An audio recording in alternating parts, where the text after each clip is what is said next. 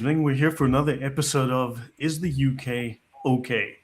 And of course, I'm joined by an amazing panel. I've got the Thunderous One, longtime guest, the Patriotic Christian, and I also have Rebecca Bar Sef. And Hello. yeah, she joins us all the way from Israel. So awesome panel. Thanks, guys. How are you all doing? Good. Yeah, I'm doing well. Introduce yourself, Rebecca. Hi, I'm Rebecca. I'm Israeli. I do geopolitics, culture. I have my own channel. Check it out. It's my name, Rebecca Bar Sef, if you want to see. And I didn't sleep much because Iran messes up your sleep. Yeah, all the links to all the people on the channel are in the description box. Just check in the description box. You'll see links to all of the channels for the guests. And welcome, Thunderous. Hi, guys. Hi to you, Lloyd. Hi to you, Roan. And Rebecca, a pleasure to meet you. And certainly looking forward to your contribution on the channel this evening. Yeah, so yeah, thank you. So yeah, Rebecca, if you'd like to add anything at any time, please jump in. It's You know what makes, like, you know what's the best cure for your troubles? Someone else's troubles. Yeah, well, So we're going to talk about the UK's troubles because the UK is the canary in the coal mine. Okay. So on the show, Rebecca, just so you know, we have I've got a few tabs open with news reports for the UK, which we'll discuss. I'm going to show a few slides from my talk on the Arab lobby and how many billions they spend lobbying and buying their way into universities, education, into government, and so on. And Roan's going to bring up a handful of topics as well. So guys, thanks all for being here. So as you know, the UK is having its share of problems. Let me bring up my screen. And this is where we ended off last time, right? So we were talking about the Palestinian question. So I just want to remind everyone that the Palestinians, of course, are known for their association with a group associated with a guy from Austria who was a misunderstood painter. So this is the Grand Mufti of Jerusalem, the political and religious leader of Palestine. Here he is doing the praise Hitler salute with his Nazi troops. Here he is having tea with Hitler. Here he is with Hitler again. Here are these people from Hamasistan who are here with their little special spinning wheel symbol or something. Here he is with, I believe this is Himmler, head of the SS or something. And then here, of course, you've got these, again, people from Hamasistan who are doing their praise Hitler salute. And of course, this very famous picture here, there's a couple of these. These are photos of the Hitler Youth flags of Palestine. You can see Palestina right here. So yeah, this is the reality today. And also, because so many people speak of Operation Paperclip, where something like 150 or something, 100 German scientists were taken to America to work on the atomic bomb project. Well, everyone knows that at least 6,000 Nazis moved to Egypt. Never mind the thousands that moved to Morocco, Tunisia, and other Islamic countries. So, of course, the Nazi infection spread all across the Islamic world. Any comments before we go on, guys? Yeah, there's been, sadly, in the UK, neo-Nazism is growing. It's infesting every crook and cranny of towns and cities all over the UK now. I've seen it with my own eyes. In fact, a group I was in was infiltrated with it. It's sad to see that this is the way the West are heading towards now. But yeah, I just wanted to add that because I think that's something we all must avoid and call out. But why does it seem to grow at the same time that Islam is gaining political influence? I think that's the trap. In my estimation, when you're looking at Australasia, Europe, England, North America, USA, and Canada, it's not a coincidence, it's a pattern. And they're all experiencing exactly the same pattern, which is a byproduct of an influence of a certain ideology, the one that has a constant struggle with anything that it doesn't accept. So people naturally are affected emotionally by this and are affected in all the countries I've just mentioned or areas that I've mentioned. They are looking for somewhere to go to find a home, as it were, to that matches the anger and resentment that they feel internally. So Nazism seems to be a natural default, and I think that that is, in my estimation, something that's been engineered. Right. Yeah, Any thoughts from you, definitely. Rebecca? What? Any thoughts from you? Me? I thought we were talking about the UK. I'm just it feels too close to home. Haifa. I studied. Sorry, no. We that's talk where I about a went lot to of things on the university channel, in the Technion.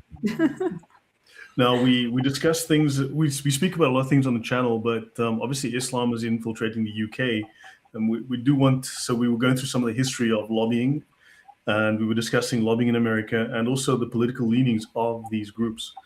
So some of the history and background we covered last week, or the last show, sorry. So, I mean, Arab youths found Nazi club in Haifa.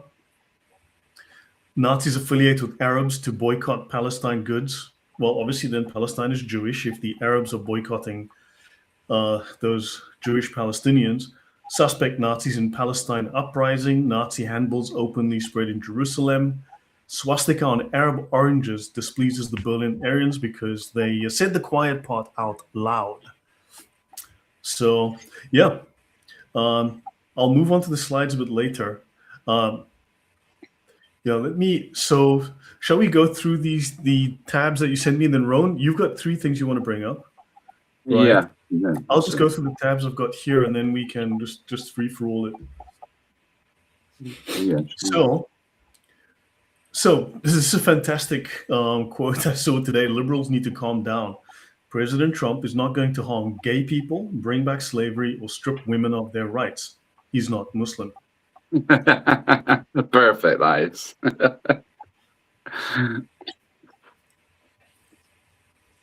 Yeah. Yeah. Any thoughts? Sorry.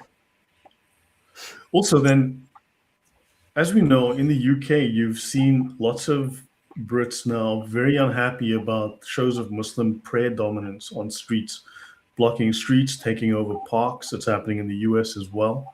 And other countries, they're blocking entire streets, they're taking over entire public spaces, and also places that they should have more respect for, like war memorials, draping their flags over war memorials, destroying memorials to British figures and so on. And of course, he was saying that this domination of their prayers in public spaces where they should have more respect for British history. And of course, they tried to, I think, probably have this guy taken to court and thrown in prison. And charges against him have been dropped. But yeah, the mass Muslim prayer gatherings. So you guys are from the UK. I mean, your thoughts on this issue?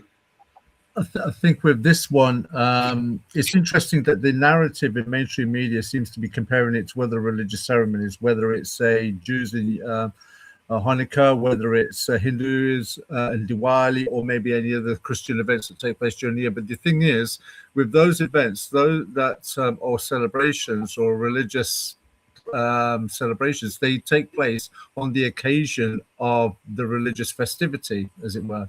Whereas Islamic prayers in the streets, these are manifest throughout the year. They're not waiting for Eid, they're not waiting for Iftar. That you will find Muslims regularly taking over areas, cordoning off areas, and just randomly praying in the street. They'll pray.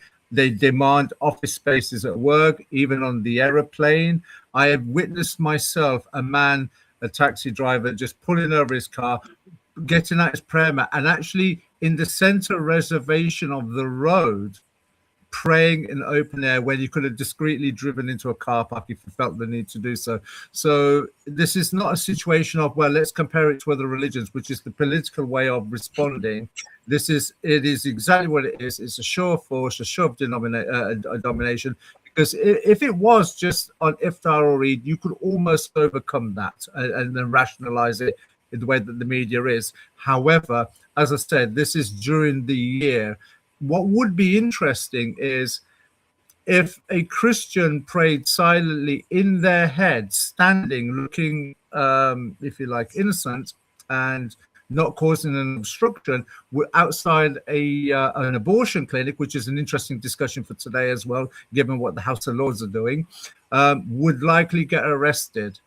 Yet this ideology demands the death of Jews, calls all non-Muslims the worst of creatures, demands their subjugation, and yet operates with immunity and impunity. That's my response.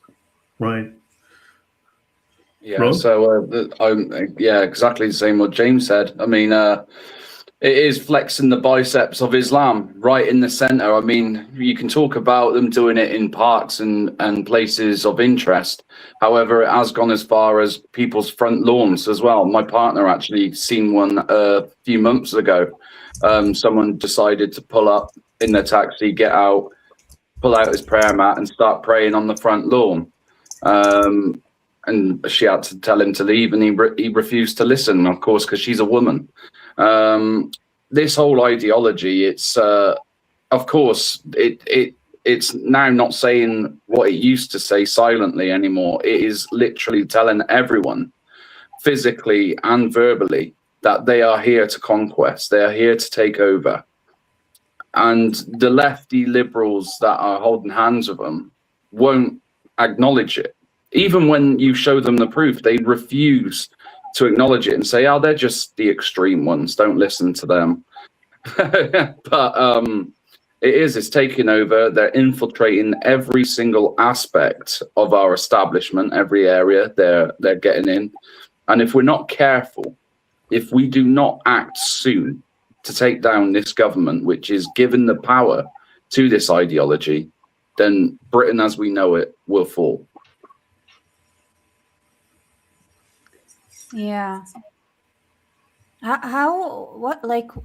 What's the plan? Like, how likely is it for the Brits to do anything? Well, I mean, like, I can tell you how we asserted dominance in mixed cities in Israel. Well, to be fair, the people, the feeling, the tension here, especially in the patriotic realm, the people who are, proud patriots, many people who I speak to, they're basically what they'll gladly, openly tell you, they're ready. And you say, what for? And they say anything. And that includes CWs, as civil unrest, which is something I wish that, we should avoid at all cost. There is a blueprint which is called Crown, Crescent and Pitchfork, which has already been drew up by experts from the military and those who have studied Civil War from the history. And they have projected and made a PDF file for anyone to download and look at, which details exactly how Civil War would pan out between Islam and British citizens. Which is quite a read, and it's quite frightening to say the least. But it almost points as well as if the state is behind this all as well, and 2 steps ahead. So it is scary, but I do think there is going to be change. We have political change currently as well. We have Restore Britain, which has just come out, and they've started taking action against some of the ideology which is affected women, and banning halal meats and so on and so forth. So yeah, people are beginning to speak about it. They just need to talk about it a bit more openly. But now we've got blasphemy laws being brought through the back door. It's I think that's going to cripple some people from their speech. How? So, okay, I'll say it like that. Different countries, when they get directive, like they get how methods of operation from up above, different countries follow orders to a different level, degree. If Restore UK, whoever takes over, right? Do you think the bureaucracy and whoever is underneath would actually follow whatever they are being told to do? Well, I think the idea with Restore Britain is to reverse the immigration, the mass immigration, which for the most part is Islamic. I wouldn't call it illegal immigration. I'd call it Islamic immigration, because I would presume at minimum 90% of those that have come here, and that's being generous, on the boats or through lorries or through any means illegally, have come here with that ideology. So those that go back to even the Boris wave, the plans are put in place that they would be deported. Those with relief to remain status would also be deported. Criminals in prison would be deported. Terrorists, they would be gone. Okay. All those on the watch list, they would be gone. So yeah, there's that. I'd start with cleaning all the Muslims out of the police ranks. Yeah, what did you say you guys did in Israel in these mixed cities to deal with the supremacy issue? We'd beat them up in the streets. Oh, okay, that works. That's one way of handling it. Especially you know what's strange? like, People don't realize the third world is a different mindset, and these are third worlders. These are not first worlders. Yeah. And people don't realize the third world thinks differently. It doesn't logic the same way. It's very irrational and very emotional. And when I was working in the Middle East, one of the things I learned is with certain cultures, you can be as polite as you want, and they'll walk all over you until you're aggressive, very aggressive, even rude. And then suddenly it'll be yes sir, no sir, 3 bags full sir. You know, they respect that kind of authority that's mean, harsh, but they will take advantage of kindness and politeness. And sometimes that aggression is actually what is necessary to deal with some of these cultures. It's unfortunate, but the world is not this beautiful little squeaky clean place where everyone tries their best. Exactly. It's like we argue most of the time that those that come here don't just drop their ideologies or their culture when they hit the borders. They bring everything with them, including their expertise in war, their hatred towards the West. Any ideology that they've been radicalized with comes with them. And sadly, that leads into a rise of anti-Semitism, propaganda, you name it, hatred towards anything that is Western. So we're seeing all sorts taking place against people, vulnerable people. Churches now are being burnt down.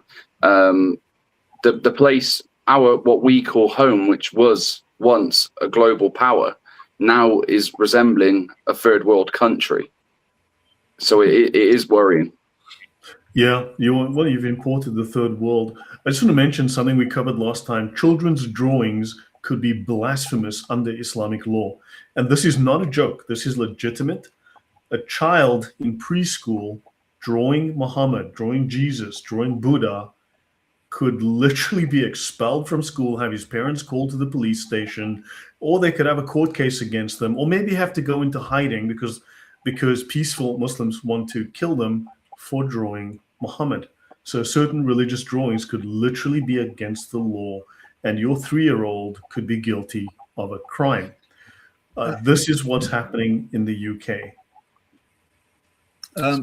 Just to add on to that, I think this is another example of what's known as a slippery slope. The problem you have with a slippery slope is that there's no end to the slope. Once you start going down, sliding down, it just goes further and further down into the quagmire. Now, it starts off that they want to stop children drawing, say, religious figures. But we all know that angels do not go inside houses if there's images on the wall. So if you're starting with religious iconography or religious people, say Buddha, or maybe any of the Hindu gods, Jesus, Moses, whoever the character is, that's just the start. At what point does it start filtering down? Well, we don't want children drawing human beings anyway. Then we don't want children drawing animals. I mean, these are things that children draw naturally anyway. If you was to give a crayon set or a paint set to children, instinctively their first drawing or amongst their first drawings will be of some animal or a human being of some sort. So this, in my estimation, is a beginning of a direction of having Islam influence how children will be brought up in schools. And the thing is, they're saying that they don't want children drawing things, which which is absolutely outrageous. When you go to people's houses and they've got children now, what's on the fridge door and with the fridge magnet? It'll be a painting or a drawing their child did stuck onto the fridge door with a fridge magnet. That's just typical houses in the United Kingdom. It may extend to Europe as well. Yeah. The thing is, once you start doing this, when will it happen that when you go into the school, the Muslim says, well, you've got pictures in the classroom. We can't have these pictures in the classroom anymore, or our children can't come. You need to take them down. This is how it starts. I mean, in fact, there was a school that the entire school could not eat lunch because they had one Muslim student who was fasting. Yeah. I mean, that is insane. And music and dance may conflict with really. Oh well, so much for music and dance then. Well, this is that now when we talk about the slippery slope, music and dance is exactly on that slippery slope as well. So when you start doing things like this, what about music lessons then at school? So we get rid of art, then we go into music. Do you see? I don't get it. Why do you need to do those things? Because our government wants to pander down to the Muslim community for votes. This is the problem with the West. Our countries in Europe and even now in America, if you look at New York and some other places, there are politicians who are British or English, and they have been taught or told by the party that they represent to pander to this community, to do deals with them. So because they do voting in blocks, they will go for any party where they can get the best outcome. And right now, we have recently seen Hannah Spencer from a party called the Green Party get elected on the back of the problems that are taking place in Gaza. Nothing to do with what's taking place in Britain. So we got sectarian voting, block voting taking place. The way it's going, Britain's going to be Gaza pretty soon. Lebanon incoming. Lebanon. Catherine in the chat mentioned some interesting comments, which I think is quite pertinent. To me, because here's the thing, right? So I'm thinking, like, I put my British hat on, and I'm like, who are you to even look at the child's drawings? Like, it's their psychological world. Like, they should be allowed to draw whatever they want. And if they draw people like getting hanged, maybe like they need some consultation, but they should be drawing whatever they want to draw. Like, you can't, like, you need to know, like, you even kind of need to know, like, if a child is having a stress, and drawing is actually how you'd sometimes find that. So I mean, it's such a, what, like, who are you to like shove your nose on whatever a child is drawing? Artwork is a catharsis. I mean, that much is what artwork is a catharsis, but it's also, and it's something that Catherine mentioned in the chat, where she turns around and says, since Islam closed off all art, music, or non-Islamic material, it keeps those people in the literal dark ages of cave-dwelling Muslims, which is interesting, because if anybody understands anything about minorities that are fighting oppression, art is one of the means that they do it with. So artwork is quite important in a political sense as well. So it's not just a child's expression of creativity, because it's one of the few avenues a child can actually express themselves in a very artistic manner. Or in a very banning the means of pushing back against the totalitarianism. Yes. So you can see where it's going. Yeah. Why are they going to schools with you? There's no, because of the public school system, that what you're finding here in the UK is we're not having people spread out everywhere. They tend to go into these enclaves and create their own communities. But there are Jewish schools where you study Jewish stuff, so they should go to their own Muslim schools. And unfortunately, we're not seeing that. There are some Islamic schools if they put the money into it, but knowing that we will provide free education, they take advantage of every single thing the government gives you. And some have even said, some imams I've witnessed say on video, that it's our kind of jizya we're paying them already before we've even given up, if you like. But they'll take advantage. They're there. That's what they're there to do. They're there to go in, to infiltrate, and to take over. Get your children out of those schools then. Get them out. the thing is, Rowan, do you remember, was it only last month where there was a few video releases of what was taking place in Islamic schools, and one of them was actually two men from the local mosque, or two local imams, actually teaching people how to wipe their anus, teaching children how to wipe their anus. And it was with water, not to use toilet paper or to use wet wipes. This is the level of influence that we're having now in the education system. So it's even teaching children how to wipe their own anus, which is taking the responsibility away of their own parents. Yeah, exactly that. Rebecca, I don't think you understand, because you said why don't you just kick the children out? Do you see, if we had leadership like that, if we had leaders that were willing to do that or even say that right now, they would be absolutely cancelled, shut down, censored, condemned. They'd be called racist, Islamophobic. The book would be thrown at them. They'd be in prison. The way the UK has become, our freedom. They're taking away your individuality, right? Because it's like it's your choice to make. Like, who are you to judge my choices? I don't want my child to be in that kind of influence or environment. I think you would have to see it to believe it. I mean, we think that like things in the Middle East are bad. You come here. What is this? No, but there's a lack of political will in the UK, and there's no strong leadership. And also, just give me 1 sec, Thunderous. What you've got is that the left doesn't understand Islam. What it does know is that Islam hates Christianity, Islam hates Jews, Islam hates the Bible, and they both do, in fact, hate, they hate the Bible, they hate the God of the Bible, they hate Christians and Jews, they hate Western civilization, and these guys are the same like them in that respect. But then also the British government seems to have the view that when you are aggressive, when you push back against Islamic encroachment, this creates radicalization. So they have to now suppress their own population to prevent radicalization. The problem is the government clearly fails to understand that Islam is radical as a norm. So now, of course, it's not the government, it's the people, because it's like if there isn't, like if the school is still standing, it's the people. No, well, the government is setting policy, right? The police are enforcing policy, the government enforces, but people also in the West. Why is there no homeschooling in UK? Here's the question: how will the late abortion ruling benefit Islam? Right? Think about it. Who has abortions in the West? Right? You're looking at Westerners. Think abortion is awesome. Not the Muslims, not the immigrants. So, of course, you're going to be suppressing the white native populations, and you're going to benefit the immigrants, right? Because the lack of identity, as you start robbing and stripping the cultural symbolism of that country, the flags are a problem. Remember, the government in the UK has now declared that the English flag is actually a sign of terror and a sign of hatred and intolerance and should be suppressed. But also, look in the newspapers. You will see you will see Eid greetings all over the paper. I don't recall seeing a lot of necessarily Christmas greetings everywhere.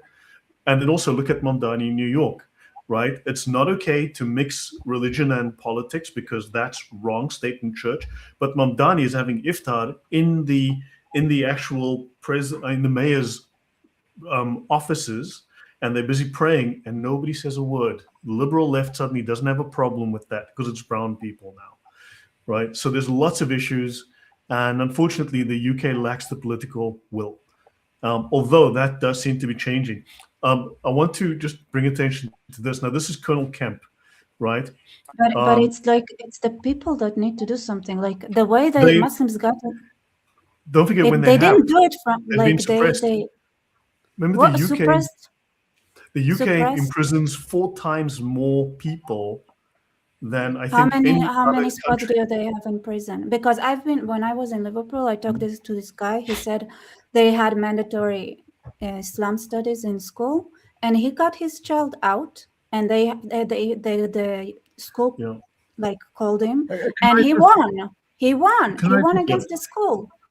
It's a lot harder in the UK, but he chose to fight. And that's the problem. They've just passed a bill here in Parliament So they did it in Wales first, but they have passed it now in England, I believe. I believe it has been done, where you cannot take your children out of school. And if you do, and you try to homeschool them, social services will get involved and potentially could take your child away from you. So there's but the that thing is and to the threat of do it imprisonment together. as well. You need to do it, But Rebecca, a lot of parents together. But Rebecca, it doesn't work like I don't. Maybe things are clearly diametrically different. Listen, okay. So this is one of my favorite things to say, okay? Because I grew up thinking the Brits are hypocrites because they were super pro-Islamic and pro-Arabs, and they went against the Jews when it came to Israel every single day. Every day they did whatever with they the leadership, you'll see that. All right, and they did the Well, same with Hindus and Muslims in India. And I always thought that the Brits were hypocrites until they started doing it to their own country, and then I was like, oh. No, let's not dwell. Whatever too the long problem on is, the it's not homeschooling being issue. hypocrite. I mean, this is not a big issue. The laws in the UK are different to the laws elsewhere, and unfortunately, the rulings are going against the population. So until there's a serious political change, different political leadership, the native Brits are seriously with their backs to the wall. Now, this was an interesting article. That. Why are you not breaking the plates? Like, I don't get it. How many of hold you on, because so now what's happening is that the government is well aware. The government's been studying this for years, and it's seeing now. Right. So the predictions are that there will be a civil war. Right, potentially a three-way civil war between the native Brits, immigrants, at least certain sections of the immigrants, as well as the government against its own population. The government is afraid of antagonizing its voter base, which is the immigrants. I mean, they are polarizing their own natives against them.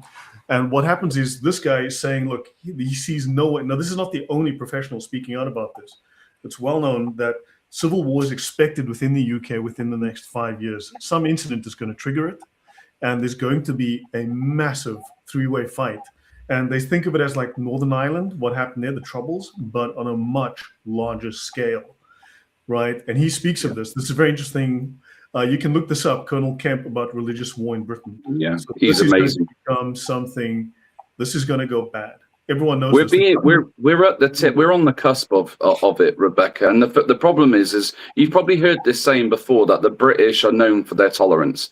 Okay, we are very tolerant people, but there is a point where it will go past where the actual fight and the spirit of the British people will come out, and we're seeing that people are literally at the moment they're almost red in the face. They just need that extra last push, and once they do, that will be it.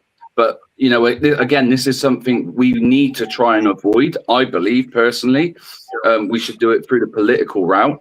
But to say that the people are not doing anything, I mean, it would just be, if you go back into the 1930s or 40s, it would be like saying, well, why didn't the Jews fight back against the Nazis? Well, I mean, there's always that pressure. They fought the Nazis in New York. No, in New York, they went out and beat them up, and they were out. In the rest of Europe, they were a tiny minority. They couldn't it doesn't make sense. You are the majority. Rebecca, and by the way, for the record, I want to say, for the record, for decades later, they were blamed for not fighting the Nazis. No, so there was. I mean, I live in Jews Poland. were Exactly very, very, very unhappy with the fact that the Jews went down without a fight, and it's something that was considered a great shame.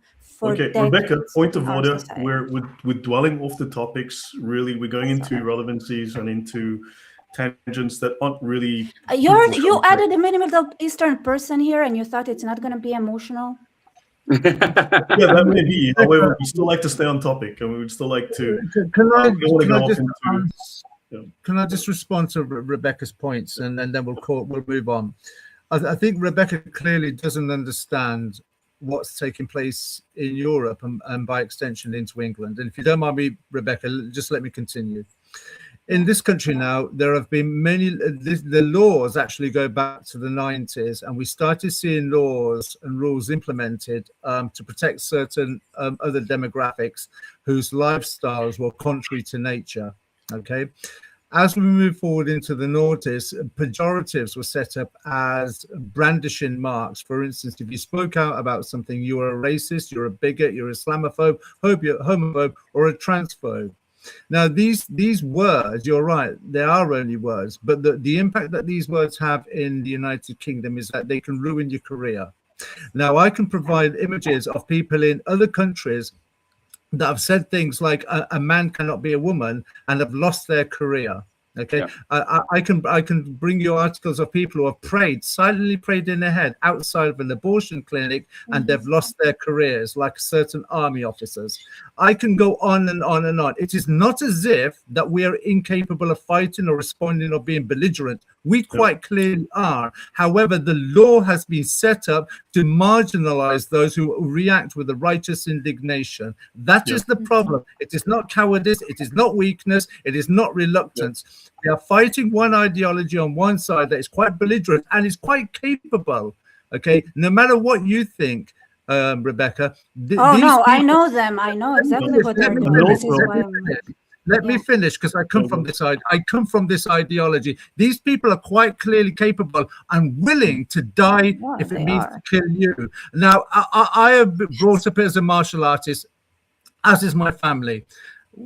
I don't know any person outside of the ideology of Islam that is willing to die to save other people in the way that Muslims are prepared to kill. That's the difference. That's how far they are prepared to go. So you do have to understand your enemy.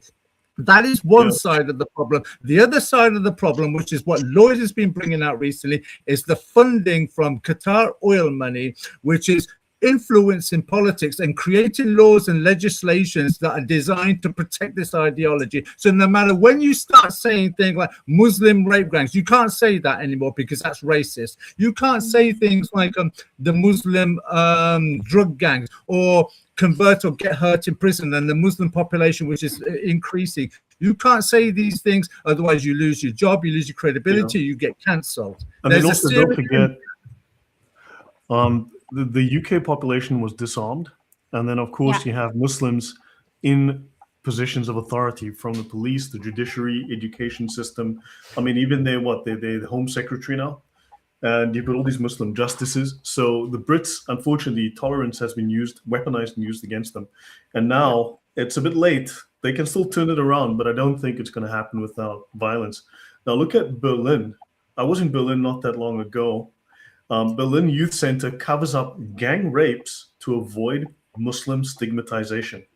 Yeah. I mean, put it this way. Let's say ISIS plants a nuclear bomb in London and kills 3 million people.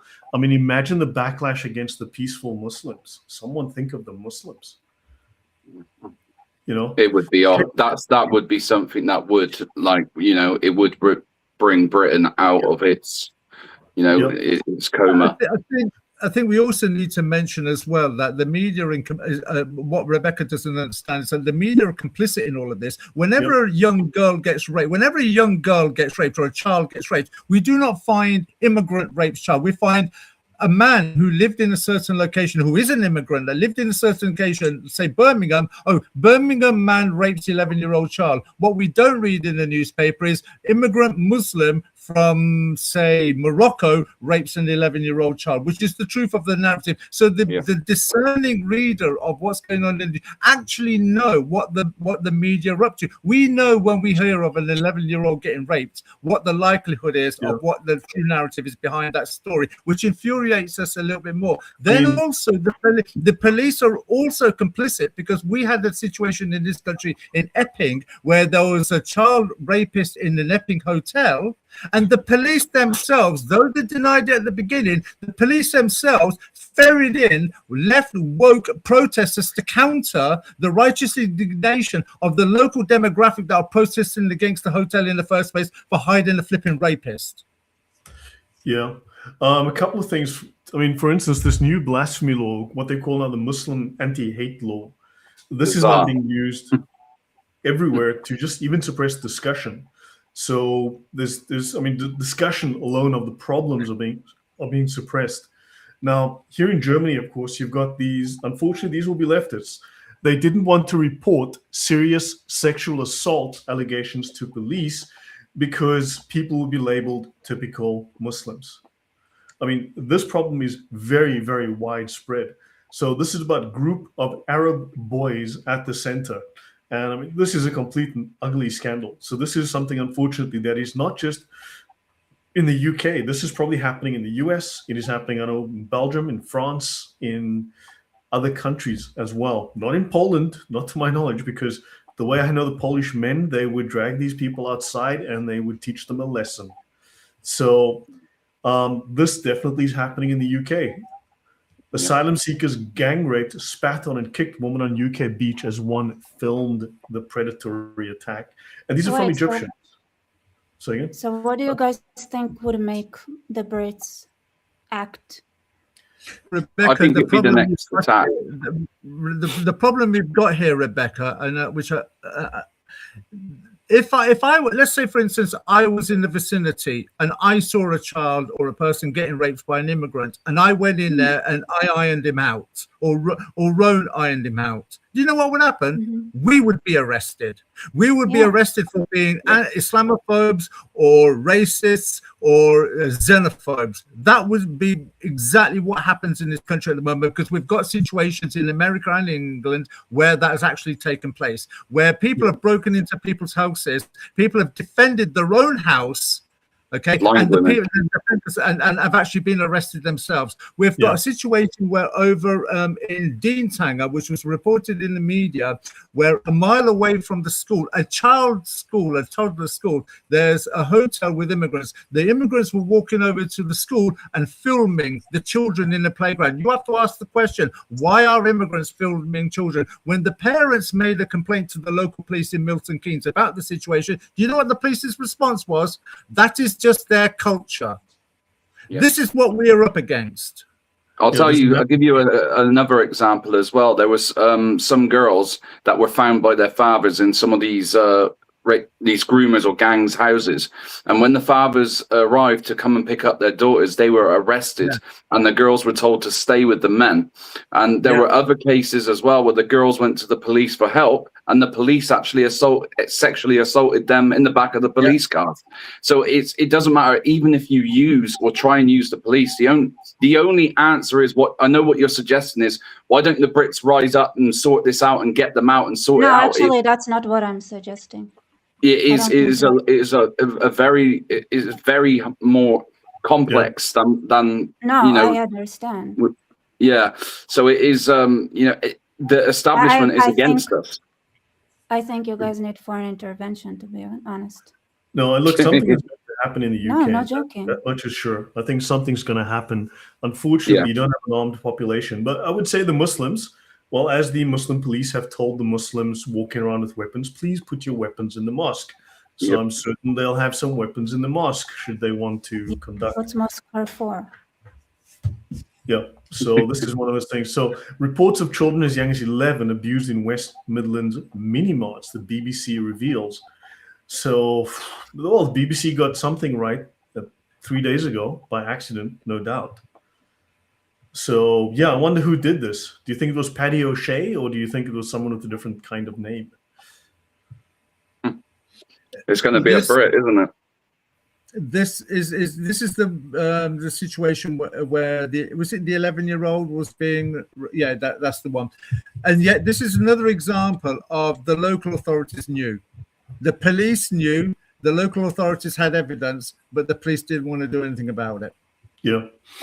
So now this is something because you're on, Rebecca, that's why I added a few things, but so I'll go back to a few slides as well, and as we discuss, but just something to keep in mind, that none of this happens in isolation, right? In 1967, when the Soviet-backed Arabs lost badly to the Israelis, they did a great deal of research because they realized they could not defeat Israel and America militarily.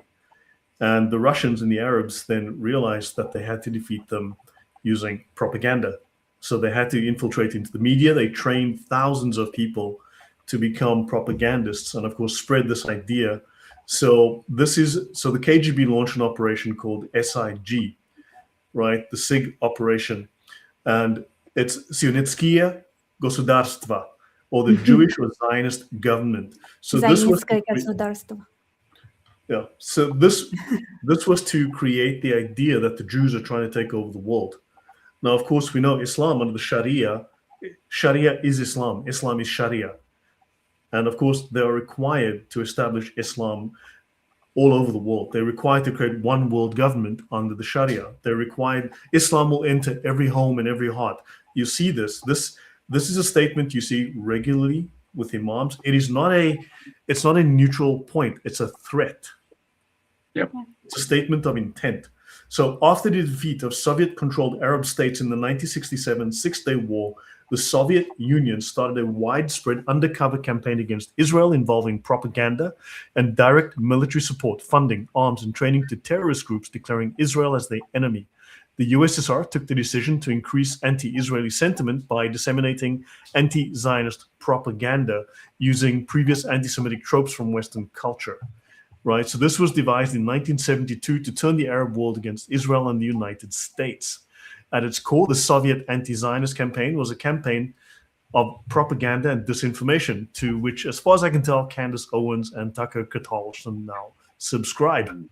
It built and weaponized narratives based on made-up or twisted facts. It distorted history. It employed classic propaganda tools such as deception, guilt by association, and repetition to inculcate key messages. It shamelessly played on people's sentiments, and it used both Soviet Jews and Muslims as instruments of propaganda. So this document covers this in some depth. That's the document here, Informing Science, right? The KGB and anti-Israel propaganda operations. This was published 6 or 7 years ago. Also, I mean, what I'm seeing at the moment, of course, certain people on the right, you're looking at Nick Fuentes, you're looking at Cancer Owens, and you're looking at Tucker Carlson. He's changed. To see the change in that man is shocking to me. It's incredible. It's radical, isn't it? It's extreme. Your guys' thoughts on all of this? They don't want to stigmatize Islam, because the media is saying it's part of Islam. Exactly. Yes, we all know. But you see, under the Sharia, it's illegal for Muslims to create a poor image of Islam. Islam must be presented as perfect and blameless, as perfect and innocent. So therefore, it's actually application of the Sharia. It is simply Sharia law applied in a Western context with Western characteristics, where you do not bring shame on Islam. So therefore, they have to cover it up, have to hush it up. I've covered this in my discussions on the Sharia already, but you cannot cast blame on Islam. One, the Muslim who casts blame becomes a traitor and the death penalty applies to him. And two, the non-Muslim is now insulting Muhammad and insulting Islam. And of course, just out of sheer coincidence, the death penalty applies to him too. Yeah. Your thoughts, guys? Who's first? I would say, I'm just trying to read the names that are involved. Informing Science Institute. There's loads of, this has been obviously going. So when does this go back to? Did you say? 67, they started. After they lost the 67 Six-Day War, they realized they had to do something to try to defeat America and Israel non-militarily. Wow. So just so you know, for the audience, this is in the Sharia. This Sharia manual focuses on insulting Islam. Whoever insults the Prophet is to be killed, whether they are Muslim or disbeliever. Killing is prescribed on him, the one who insults the Prophet. Any non-Muslim or Muslim who insults the Prophet is to be killed. That's the first 3 chapters. I think that kind of summarizes the problem. And look at the third one. It says, and repentance is not nor sought from him. So it's an unforgivable crime. Notice this as well. You can insult Allah. You can insult any other prophet. You can pretty much do what you like as far as Islam is concerned. You just cannot insult the prophet. You have to ask the question, who are Muslims really worshipping here, Allah or Muhammad? Yep, exactly. One has to ask. So this book, really, just so you can see the title, it's called The Unsheathed Sword Against the One Who Insults not Allah, but the Messenger. And then it mentions Islam and Allah sort of secondarily. Doesn't Allah as well praise Muhammad at some point, praise for Muhammad? He prays for in Muhammad. the Quran. It's incredible. Yeah. So really we are seeing the Sharia being applied by Westerners. Maybe they don't know that it's explicitly applying the Sharia, but that's what the UK government is now starting to do. So this unwillingness to insult Islam, in other words, to even provide factual criticism, this is called insulting. And so they're applying the Sharia. Yeah, you always see as well in debates, they say that they try winning people over with dawah by saying a Muslim is someone who submits to God and only God. But then if you tried saying your shahada but didn't mention Muhammad's name, or Muhammad was a messenger of God, then you're not a Muslim. But they'll try and argue that back and forth until they go red in the face, and they always expose themselves in the end.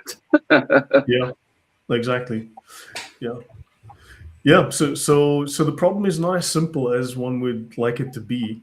I mean, Israel, you have missiles dropping on you. You understand how bad it is. The UK doesn't quite have that, but No, it's not the same thing. No, exactly. But the UK. But first of all, like, you have to understand that we are Jewish, and that's by itself is a very strong identity that doesn't have a lot of place to compromise. So so there are a lot of things, like, it's just different type of thinking. See, patriotism has effectively been outlawed in places like France and Germany and the UK. If you're patriotic, you can go to jail for it, for saying patriotic things, for doing patriotic things.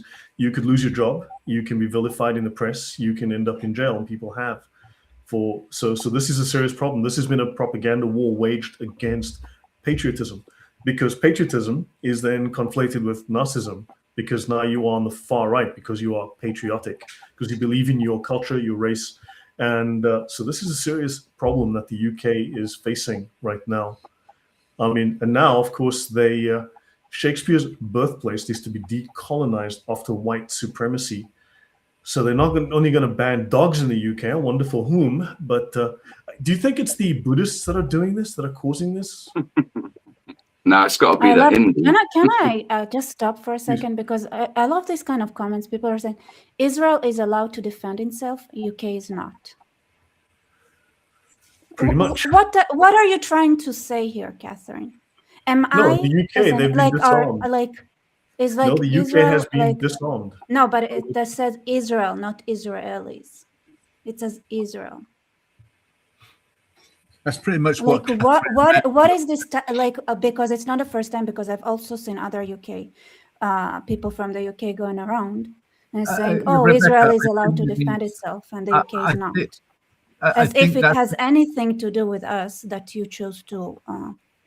Well, Rebecca, a moment ago, you said that if something like this was to happen in Israel, the person will get beaten up. That's what you said.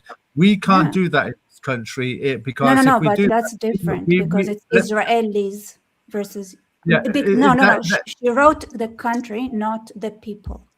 Okay, Rebecca, I think you're being a little bit pedantic there. I think anybody reading that will discern that's the context of what she meant there was Israelis. She probably didn't exactly put it like that, but I think anybody with a discerning mind and listening to this conversation would clearly discern that she meant Israelis, not Israel. And the point that hence that's why the comment is made the way it is, because she's basically saying it's okay for you in Israel. You can use the violence on a street level if you feel that would be useful to your advantage. We can't do that in this country because if we start applying the law of the it's not that straightforward, to be honest. It's not that straightforward. Not true, but self-defense is effectively illegal. But Israelis just don't care as much as Israelis make a ruckus. Like there were cases like when there was the case of Domi. From after that, you can, if somebody enters your house, you can shoot them,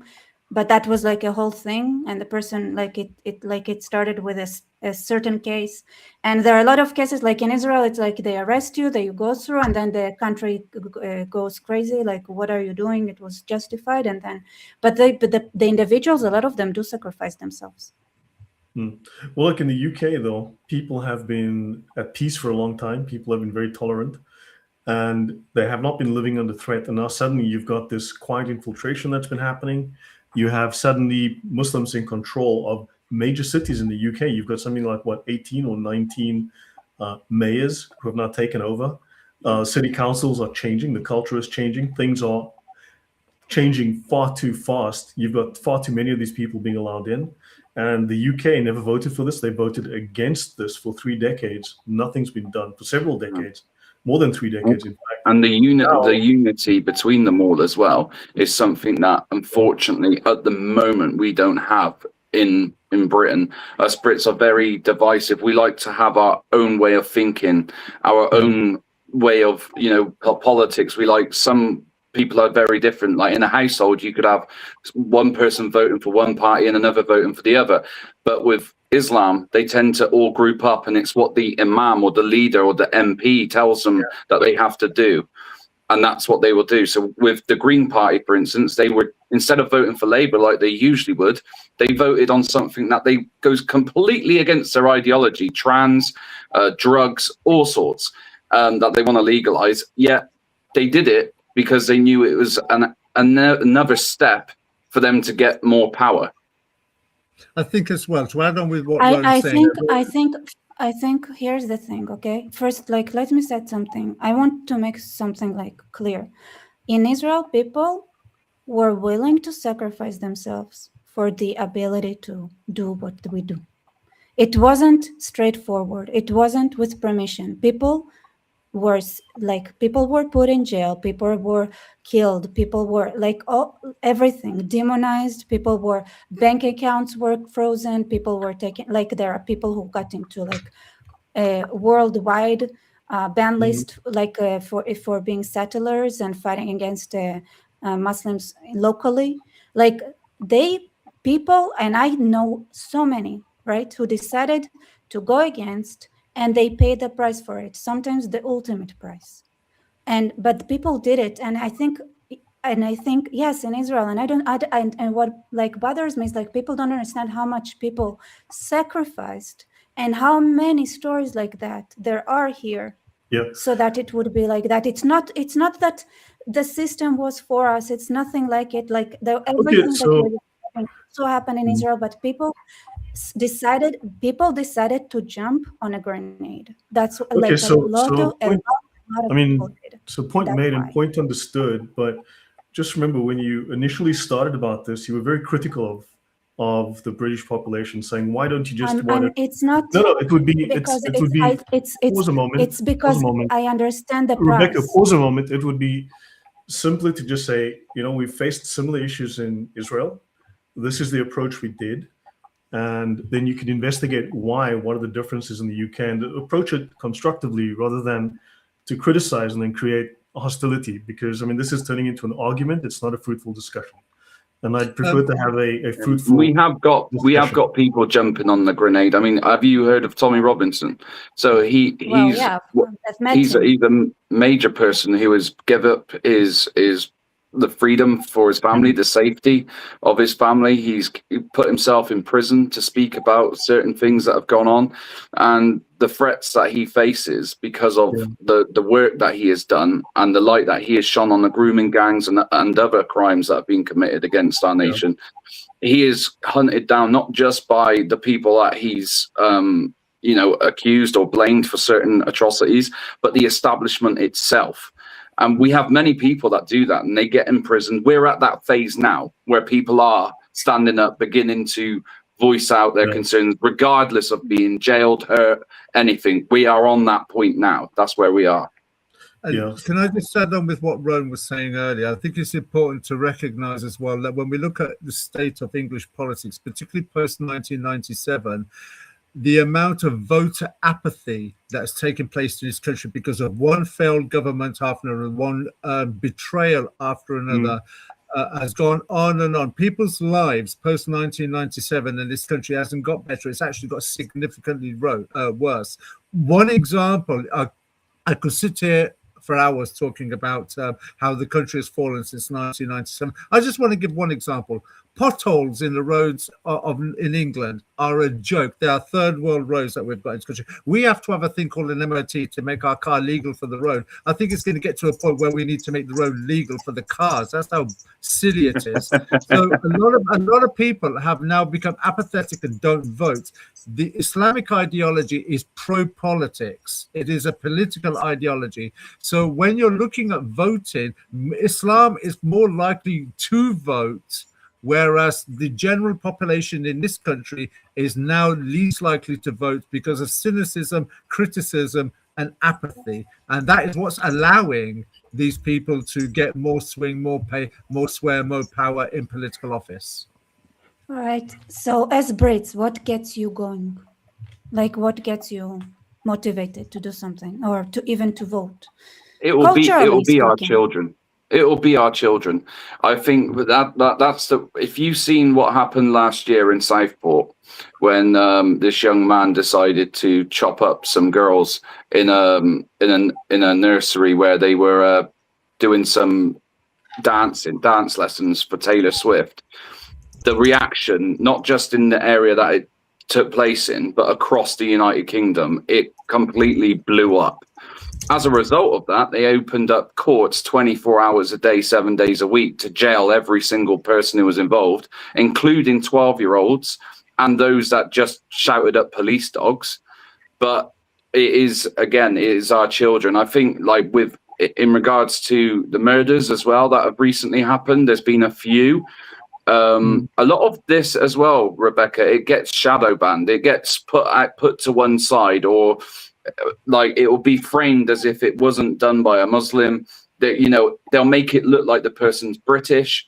They won't come out and tell us it's terrorists or that it's because they are radicalized or anything like that. They'll just completely hide away from it. So they blind us as a society to not see what truly is going on.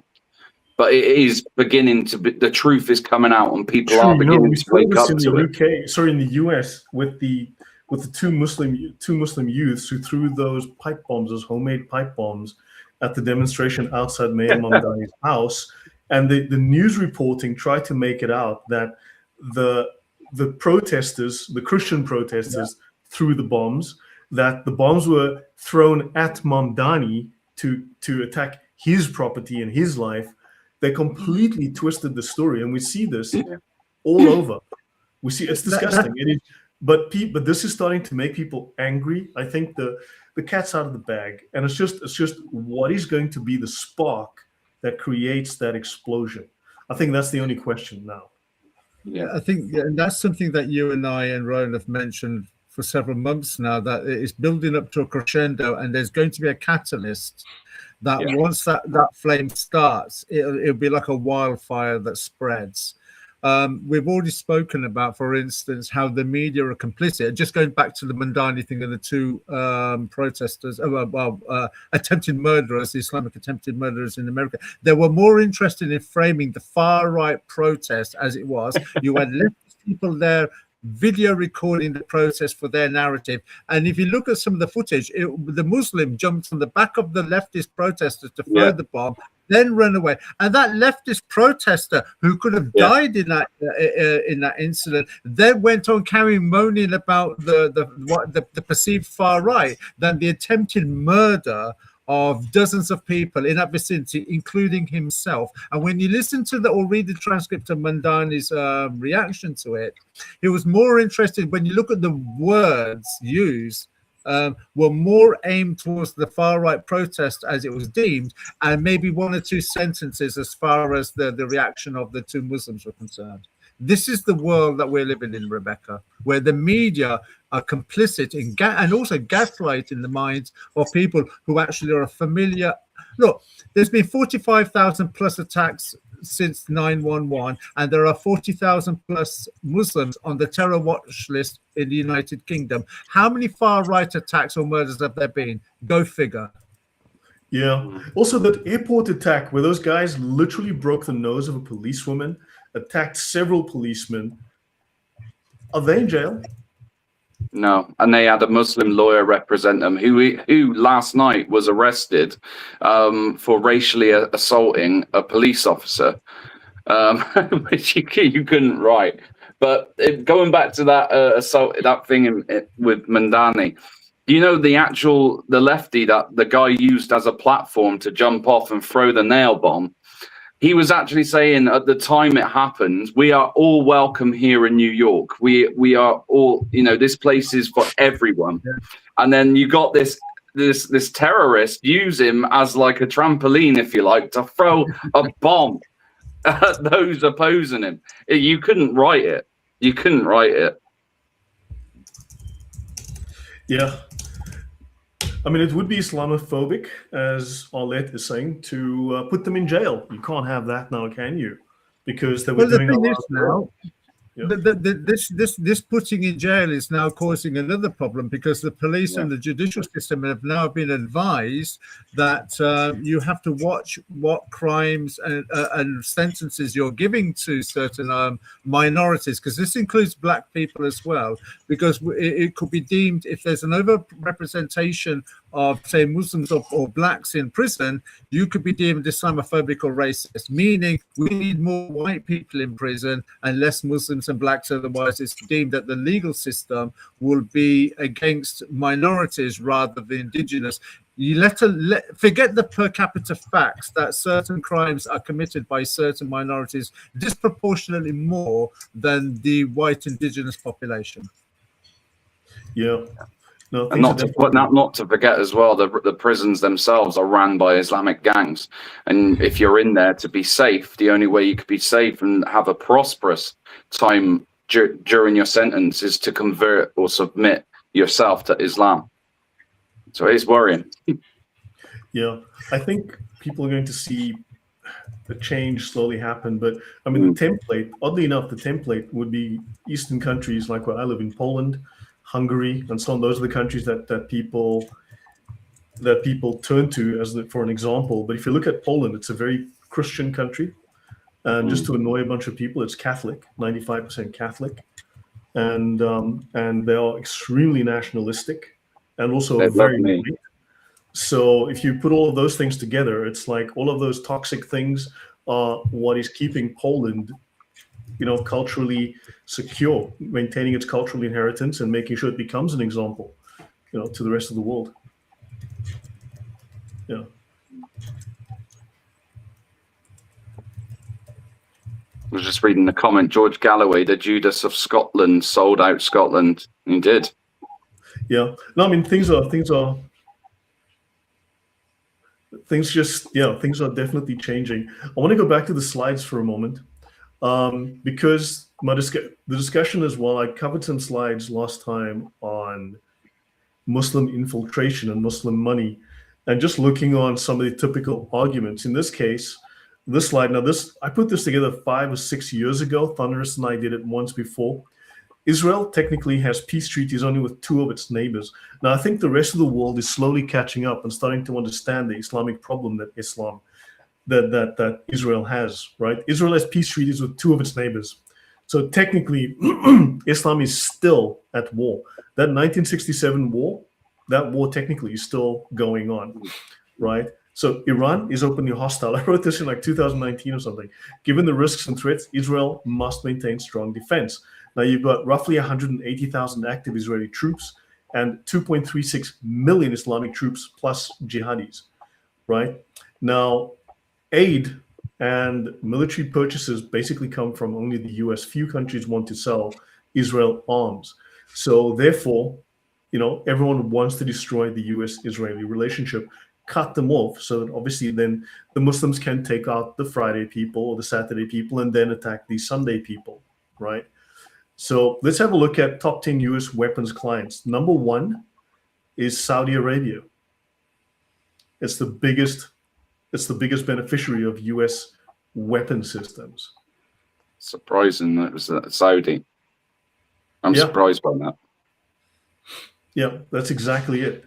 Now, if you look here, the US biggest arms export partners, Saudi Arabia, UAE, Iraq, Turkey, these are Muslim countries. You put them here, this bar would slide off the edge of my screen here. Israel is not on this list of the top export partners, oddly enough. So yeah, everyone calls for there to be, what do they call them? Like restrictions on weaponizing or giving them the actual ammunition to look after themselves as the only democracy in the Middle East. Yeah, exactly. So that's a serious problem. So part of the propaganda that I mentioned earlier is to create a misperception. People don't follow the money, look at the statistics, right? And this is where we end up looking at the facts like this. Now, of course, South Korea, it's got North Korea as a neighbor, so that's understandable. And then, of course, you've got Taiwan, that's got China as a neighbor, and we all know what's happening there right now. So these countries are purchasing. What is Saudi Arabia doing that it needs so much weaponry? Nothing. It's for display. Yeah, it looks like it's planning. It's planning. Yeah, what? I mean, they don't have the mentality. They don't like. Yeah, when I was working with the camera systems, the targeting systems, and the cameras and so on for the attack helicopters, for the fighter jets and so on, all of the trainers were foreigners, Canadians, French, Germans, Americans, UK pilots, and so on, and they would tell us that let's just say I've been to enough flight tests and missile tests and artillery ranges to realize that the Arabs couldn't shoot a barn with a rifle if they were standing inside it. They used to throw in rocks, aren't they? So yeah. Or their sandals. Yeah, but understand, I mean, this is where the money is. This is simply because these people have the money. They've got huge amounts of weaponry. The US's biggest arms export partners, from another list here. Israel's down here. If you look at this one, value of arms imported from the US 2015 to 2019 by country. Israel is here. Now you add Qatar. Qatar brings in more weaponry than Israel. And we know that Qatar is funding the Muslim Brotherhood. Qatar had its head up Iran's ass. You've got Iraq at the same level. And then you've got UAE and Saudi Arabia once more.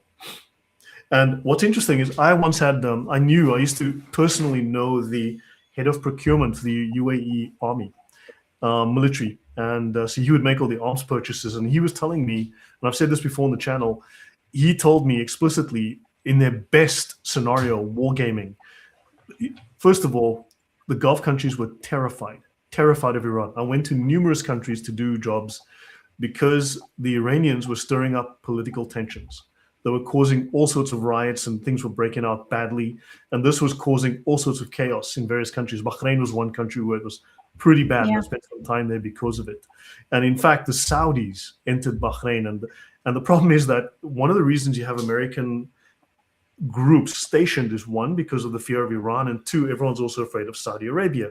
The Bahrainis want the Americans' fleet there because then they can say to the Americans, the Saudis don't want to leave. Can you help us push them out the border again, please?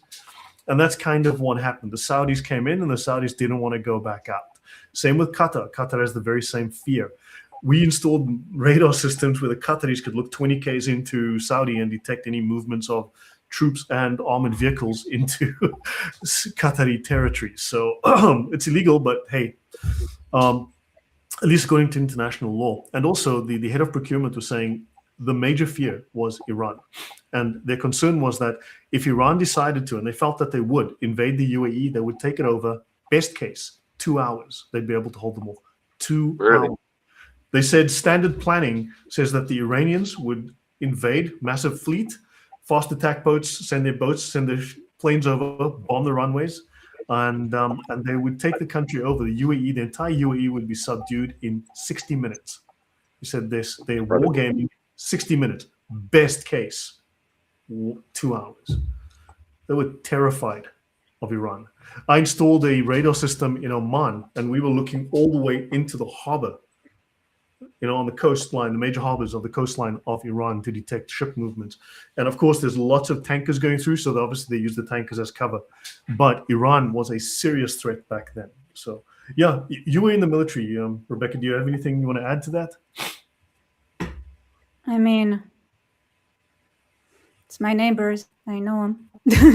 Just because you describe exactly as it is. Yeah. So understand, if there's a threat here, it's going to be Saudi. I mean, that's a big number over here. That's a huge number. But just imagine even more so that if all of them decided to unite and form a final caliphate. A bigger threat is Egypt. Honestly, that is worrying. Yeah, this Albanese in Australia. I mean, what is wrong with these leftist liberal presidents? What is wrong with these people? Keir Starmer is such a weak, blubbery man. Yeah, Trump's exposed him a few times in the past week, hasn't he? And but yeah, Albanese, he even the interview he gave after he was called a putrid dog and chased out of a mosque, he denied it even happened and said he was welcome there and everyone loved him. Wasn't that bad? Yeah. It's incredible.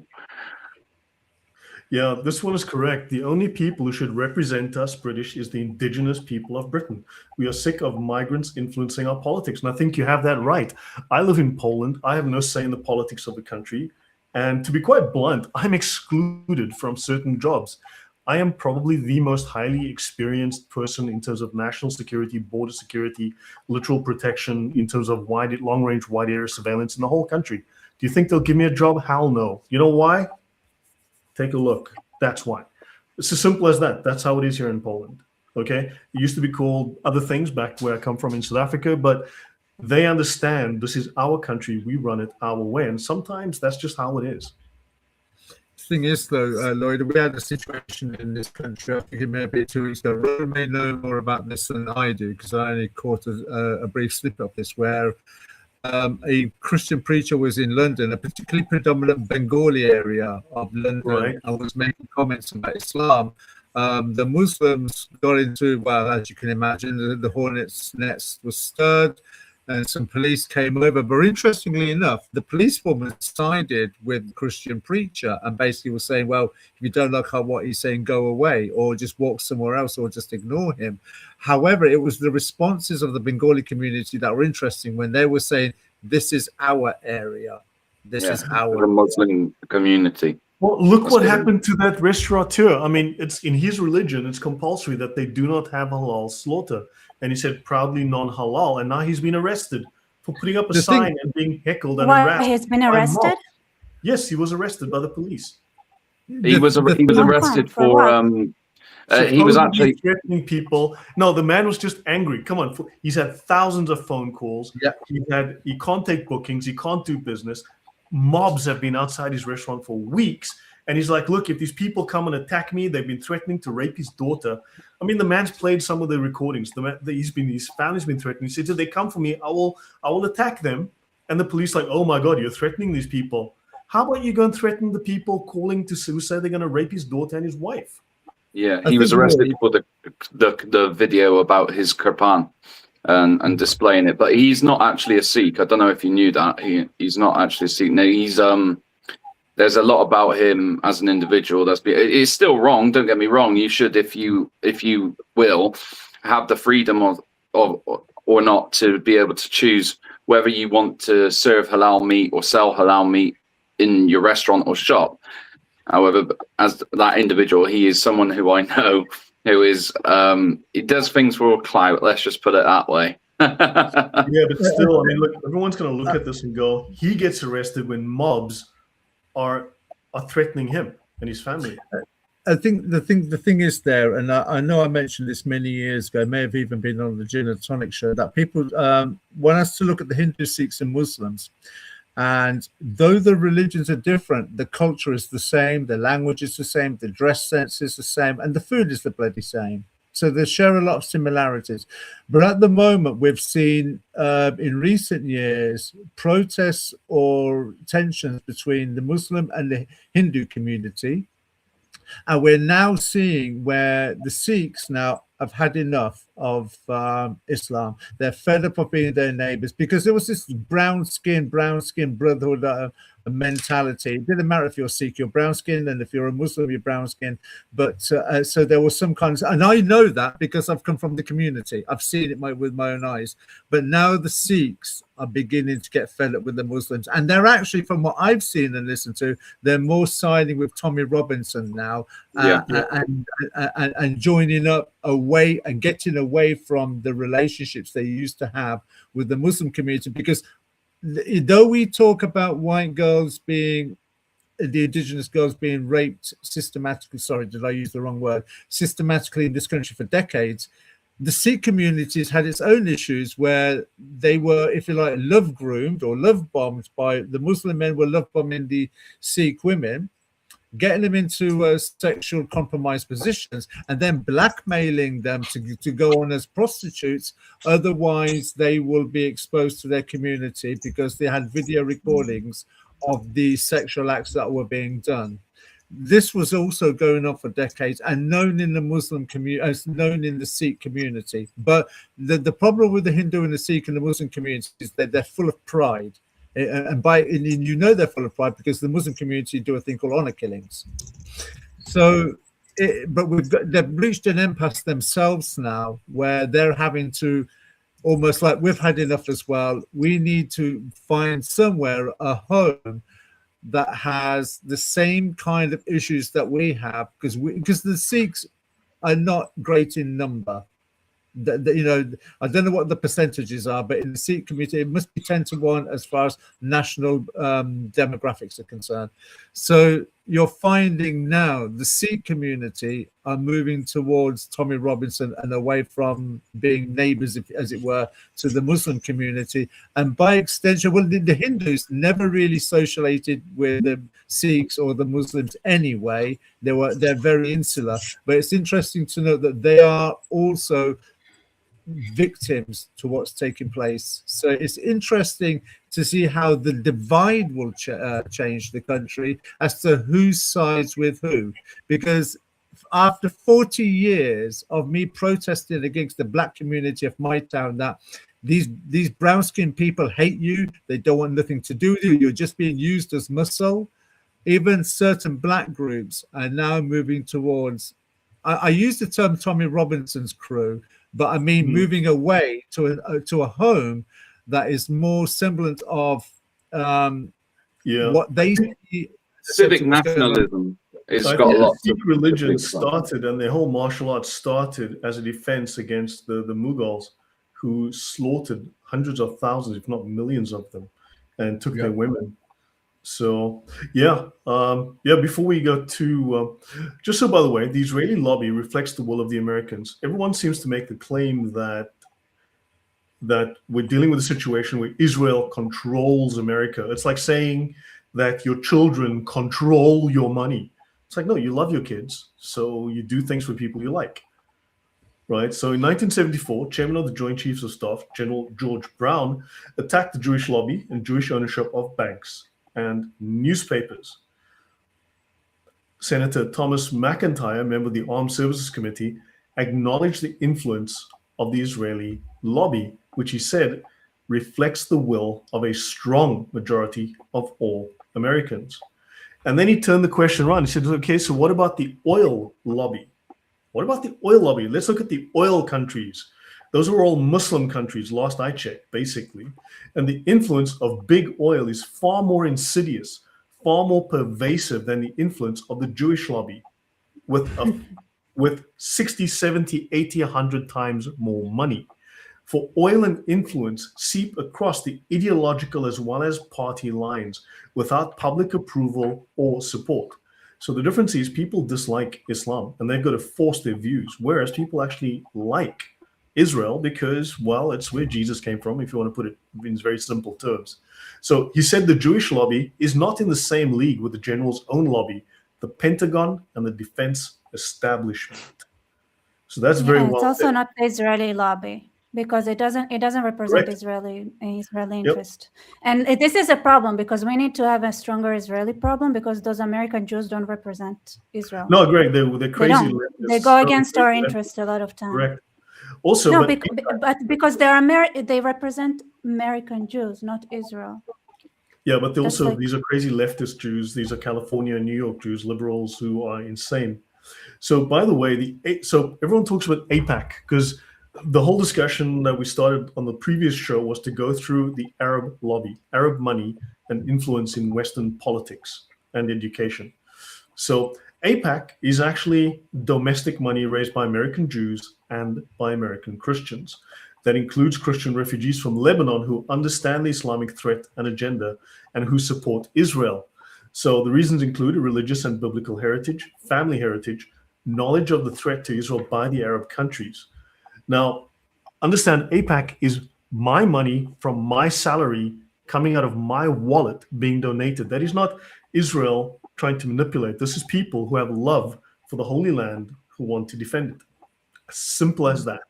So all of the propaganda, please get the facts. Now, let's have a look, okay? The vanishing of the indigenous Christians from the Middle East. Now, the same counts here for Jews as well, but let's look at Lebanon was supposed to be a country where Christians who'd been persecuted all across the Middle East can live in the only Christian country in the Middle East. Then, of course, the Palestinians, they took them in as refugees. And of course, then there were two major civil wars lasting well over a decade, hundreds of thousands dead, hundreds of thousands displaced. I've been to the country several times. It is a shithole, to put it mildly, right? So in Lebanon in 1910, it was 80% Christian. Today, 1/3, less than 1/3. Iraq in 1910, 6.3% Christian. Today, less than 1%. When I was in Erbil doing a security design because of ISIS at the airport and various other installations in the area, the Christians were in enclaves and they couldn't safely leave the area that they lived. They lived in their own communities. And to be caught alone was to be asking for trouble. And in fact, when I got to the airport, I was always picked up by people and minded by others. And they told me, do not look. These were the Yazidis and so on. They said, do not look at the girls because the men will violently attack you. So much for the peaceful Yazidis. So the Palestinian territories, there were 11.6% in 1910. Today, less than 0.5%. The West Bank, less than 2%. Turkey, 22% Christian in 1910. Today, 0.2%. Egypt, nearly 20% Christian. In fact, Egypt, a couple of centuries ago, was 100% Christian. And today, 5%. Jordan, 6% Christian in 1910. Today, less than 2.1%. Don't forget that Jordan was Christian, right? Syria, 15.6% a century ago. Today, less than 2%. So it's important to remember as well, all of these places were 100% Christian at one point. And we're seeing exactly what's happening in each and every single one of these countries take place in every country in Europe now. Yep. Any thoughts from you guys? Anything else? It's amazing to realize what's going on here. You see that, and it's exactly being replicated here. Yeah, the plan is the same everywhere. Allah hates Jews. Allah hates Christians. Allah hates the non-Muslim. Nowhere in Islam do they teach love for the kafir. Absolutely nowhere. So eventually what's happening in Israel is now happening in the rest of the world because there's so many Muslims in Western countries. Any thoughts? Rebecca, you seem very ponderous. Any thoughts there? I mean, yeah. I mean,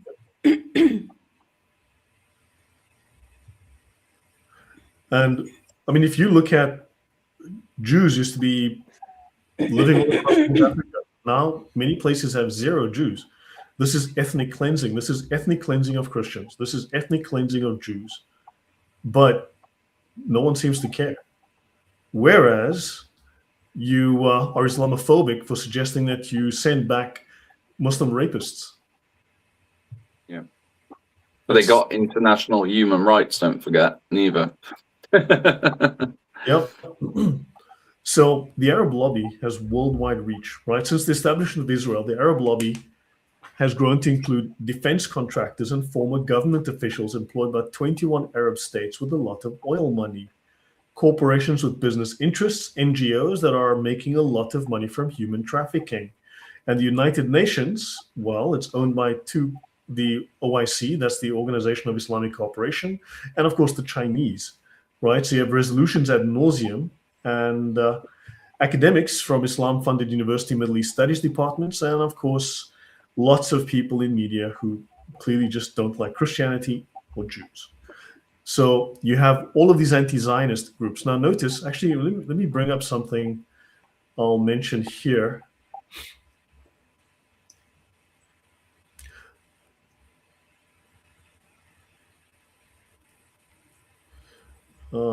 Yeah, here we go. I mean, this is relevant to me here. So people are not Jew haters. They simply have issues with Zionism. So let's look at the difference, okay? People who don't like Jews, they attack synagogues, Jewish businesses, Jewish schools, Jewish homes, and Jews. But people who are anti-Zionist, they attack Jewish synagogues, Jewish businesses, Jewish schools, Jewish homes, and Jews. Definitely a difference. Any thoughts from you guys? I think talking about Jews is boring. No, but this is part of the influence and the lobbying, because I did this at one point.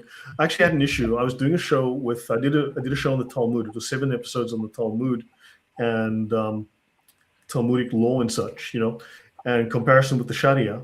And this was to debunk a lot of the stories that people tell. And we ran into a lobbying group that gets money from, I don't know who, but it was funded by a well-known American billionaire who sends a lot of money to the Democratic Party. And it got so bad, this happened, and then the group that we were dealing with, eventually someone was inspired by them to go shoot up a synagogue and killed someone. And my friend in America, his channel was shut down. Things got really bad. His channel was shut down. People ended up on his lawn. He had to chase people off his lawn. They threatened his life. We got the FBI involved. It got out of hand because we were going after their claims about the Talmud and such. I was going through all of these claims that they make. So yeah, it's not that specifically it's about Jews, but I wanted to talk about the lobbying and because it opens up with the lobbying. This is what the Muslim money is doing, and now it's doing it to Christians. Now they're shutting down churches everywhere. Now they're starting to attack our schools, our schooling, our religious ideas. They're shutting down. I mean, come on. Now they're going to change the banknotes. They're going to remove all the symbolism of Winston Churchill and all these figures from UK money. And this is some Rasta-looking guy, some black Rasta-looking guy who's a consultant for the UK finance ministry. I mean, what the hell? So, you know, the dominance. Yeah. Yeah, that just the whole taking away Winston Churchill and other people from the banknotes to put animals on there. Yes. And the fact that people voted for it too is stupid. I think it's getting a little bit sinister in the school level as well. Rowan may be able to confirm this. I think it was brought out last week that in schools now, particularly at primary school, they're going to start indoctrinating children that immigrants deserve to be in the country, immigrants need to be into the country, and that we shouldn't speak against these people because they may have come from certain locations where things are very hard. They won't mention the fact that 95% of the immigrants are men from a particular ideology that hates women and so on and so forth, but almost like brainwashing them into having a very accepting attitude from a very early age. That's one danger. The other danger for this is that if your children are at school being educated into being passive and accepting of ideologies and human beings that are contrary to what your worldview is, the next step would be for the school to then ask children to make reports of any adults that are giving you contrary information. For instance, if you're a parent and you are educating your child as to why you do not accept Islam, why we don't want you to go to the school and partake in, say, the Shahada, or learning more about Muhammad, or practicing, because I've seen the footage as well of children practicing the postures of the Islamic prayer, and you withdraw your child, you can get to the stage where if you're a parent and you're advising your child on why you as a family do not accept this ideology, the child could be very easily coerced at school as to, well, what is your mummy and daddy saying? What are your parents saying? And the concern for me in this is, where does that information go then when the teacher has the information that they've extrapolated from the child? It's very much like when you go back to COVID. When COVID was taking place and people were under lockdown, there was a phrase that came out called riches for snitches.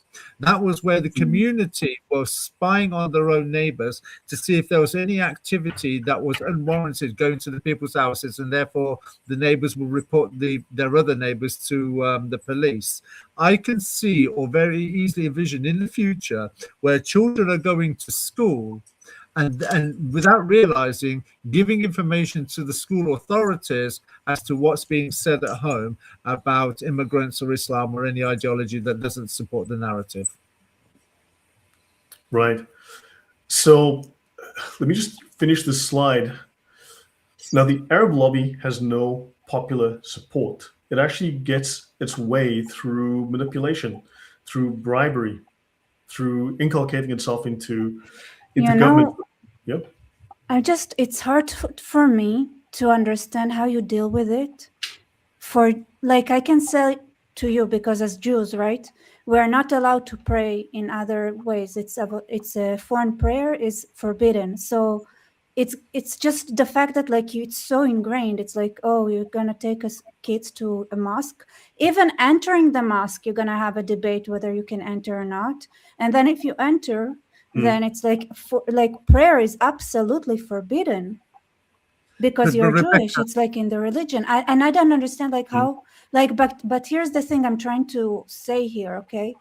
And I wrote to Lloyd on private that you need to understand, like, one of the biggest things, like what I see a lot of things, like almost everything a lot in UK similar to what Israel went through. Crazy leftists, indoctrination, everything. What made it, what made this boundary possible is the fact that there is Judaism, and there are things you just do not cross. It's like what halal, we have kosher, right? So it's not, it's like this is kosher, so like per definition that's not halal anymore. Or you cannot enter even houses of worship that are not a synagogue, and definitely at no way you can pray there. And then Rebecca, it's like, yeah, I'm just saying that because I'm just saying that there you have an element that is even more, that makes it even more difficult for you to be able to fight back against it. Yeah, but Rebecca, the problem we've got in this country, the churches for the past 100 years have systematically betrayed the Bible, they've betrayed the God of the Bible, and by extension, as a result of that, they've betrayed the people.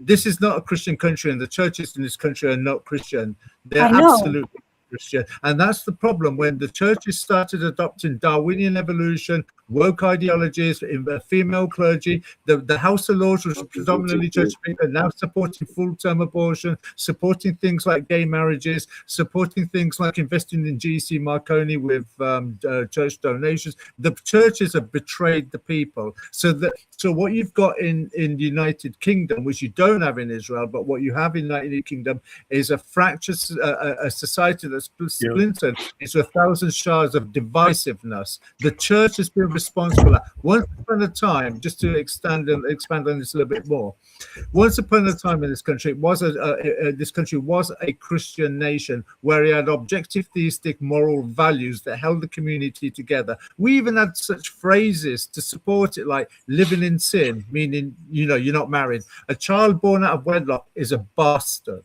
Okay, when are you going to make an honest woman out of that person? So meaning you need to be married, because if you weren't married, basically you and her were dishonest. The problem is the atheist ideology, the sick, disgusting, vile, putrid, corrosive, toxic ideology of atheism has infected the churches. The churches are now atheist denominations. They are not Christian denominations. And because they don't have any objective theistic moral values anymore, that is what has splintered a broken and divided society. If I can mention that, Rebecca, in some cases, children are taken to mosques and forced to pray without informing the parents. Yeah. And in some cases, if the parent refuses, then the parent could be committing a crime. The parent might actually be intolerant, hateful, racist, and Islamophobic, and they can be reported and their children taken away from them. So the government... Can Muslim children be forced to pray in the No, mosque? fucking no. Absolutely fucking no. But the other way for sure, 100%. But can Jewish students be forced to pray in a mosque? I don't know if they do that, but they make Christian. No, that's a real question. I think you guys should check. No, we don't know, but we know it's happening. We'll find out. It'll be interesting to find out. Like, because I think it's how they do it, Rebecca, is they'll tell the parents, they'll send a letter home with the child, and the letter will say your child has been invited on a religious educational trip, and then they'll say, okay, that's fine, they'll sign it, and then the child will then later come home and say Allah is God, and they'll be like, what? Pardon? And they'll say, Allah, did you know Jesus is only a prophet? And you'll find out all these other things later on rather than before. It's the same with the whole drag queen situation, where they're coming in reading books about masturbation and anal sex. They're talking to young children about this, making it okay, and then after the parents will find out, but it's then too late because it's already been taught to the children. And if you do moan, you can get, like Lloyd said, you'll face backlash, be called homophobic, Islamophobic, racist, and the police will get involved, and you're screwed. I think, Rebecca, you need to understand that 20 years ago, a legislation was passed where if a 13-year-old girl got pregnant, the school were legally entitled to arrange for an abortion for the child, and the school were then under no legal obligation to inform the 13-year-old child's parents that their 13-year-old daughter had an abortion. That is law. And this is what I'm saying by things happened in this country incrementally, where the power of authority of parents has been incrementally eroded and handed over to the state. Think about it. Your daughter can go to school. The school can arrange for an abortion. Let me finish, please. And the school are under no legal obligation to inform the parents of the medical procedure that has been actioned against their own child. This is the state of this country. And there's no drag queens at the mosques. So you see the issue, and people have no idea how to deal with this. They never voted for this. They voted against this. And they don't take them to Buddhist or Hindu Sikh temples, right? Are you guys aware of the bishop that appealed to the king? He wrote an open letter. I read it. It's actually really good. To the king. Which bishop is it? Is it Kai Jewett? His name, what's his name? I can't remember his name, but he wrote this fantastic letter about the erosion of Britain's Christian inheritance. And he says to King Charles, your title is the defender of the faith. You have a responsibility to the country. You have a responsibility to the church. You are the guardian of the Christian inheritance of the nation. And he's basically, without saying that King Charles is negligent in his duties, he's saying you now need to step up. He says it would be treason if I did not speak up to defend the country. And now we appeal to you. But I mean, I would say there's a fair chance that King Charles is a Sufi, that he's converted to Islam. He's got, lots of people are saying it now. It's not just, I said this a time ago, but more and more people are calling him a traitor. And the crown is being seen as less relevant, and people don't care. What did they do for us? So he says, history records when kings and emperors were confronted by the church, reminded that their authority was accountable before God. So, and he says, I write this to you, your majesty, the Christian character of this nation is under profound and accelerating assault. If the crown does not stand visibly and courageously in defense of that inheritance, history will record that the guardians of Britain's institutions watched in silence as the foundations were removed. Remove Christianity from the story of Britain, and you do not create a neutral society, you create a moral vacuum. And history teaches us that moral vacuums are never left empty for long. You stand at a crossroads that few monarchs in modern history have faced. The erosion of Britain's Christian inheritance will not be judged by speeches in Parliament or debates in the press. It will be judged by whether those entrusted with the guardianship of our ancient institutions choose to defend them or preside over their quiet surrender. And he says, to many, the crown is a symbol of authority. It's a symbol of stewardship before God. And stewardship carries with it the duty to defend what has been entrusted. Now, this appeal, my view is that if the king doesn't step up, then the people at this point will realize it's us, it's up to us. We have our backs to the wall. The government's against us. The police is against us. The law is against us. We are now taking this into our own hands. I think this is where things... It's happened before. It has happened before. We have done this before. And talking about the vacuum, what created the vacuum? I'll tell you what created the vacuum. Atheism predicated on Darwinian evolution. You start teaching children at school that there is no God, and then when they leave school, they by default become atheist, and therefore they have no objective moral value. There becomes everything that they say or believe is subjective. That's why you have the Dawkings of the world saying there's no such thing as free will, no such thing as a purpose in life, and so on and so forth. And that created the vacuum. No, that's a serious problem. You're right. I just philosophically disagree, but I philosophically disagree. First of all, you can be Jewish and atheist, and Darwin believing in if you want to debate on that, theory of evolution. It's not. I don't want to debate. I'm just saying that. No. But look, you can be Jewish. It's also a nationality, essentially. So you've got the Jewish race, and you can certainly be atheist, and there's the Jewish religion. But I've done several series on atheism, and atheism has been one of the most toxic, destructive, immoral forces. It's a sick ideology. Rebecca, when you go through the history of atheism from its foundings and the beliefs of its founders, right? Because atheists don't know their history. They don't know who founded the modern ideology of atheism, the things they did. And it is the most vile, warlike, destructive, deadly, lethal ideologies to ever be created. It is essential to communism. It was essential to the 20th century was the atheist century, where you had hundreds of millions of people killed in the name of atheism. So there are some serious issues.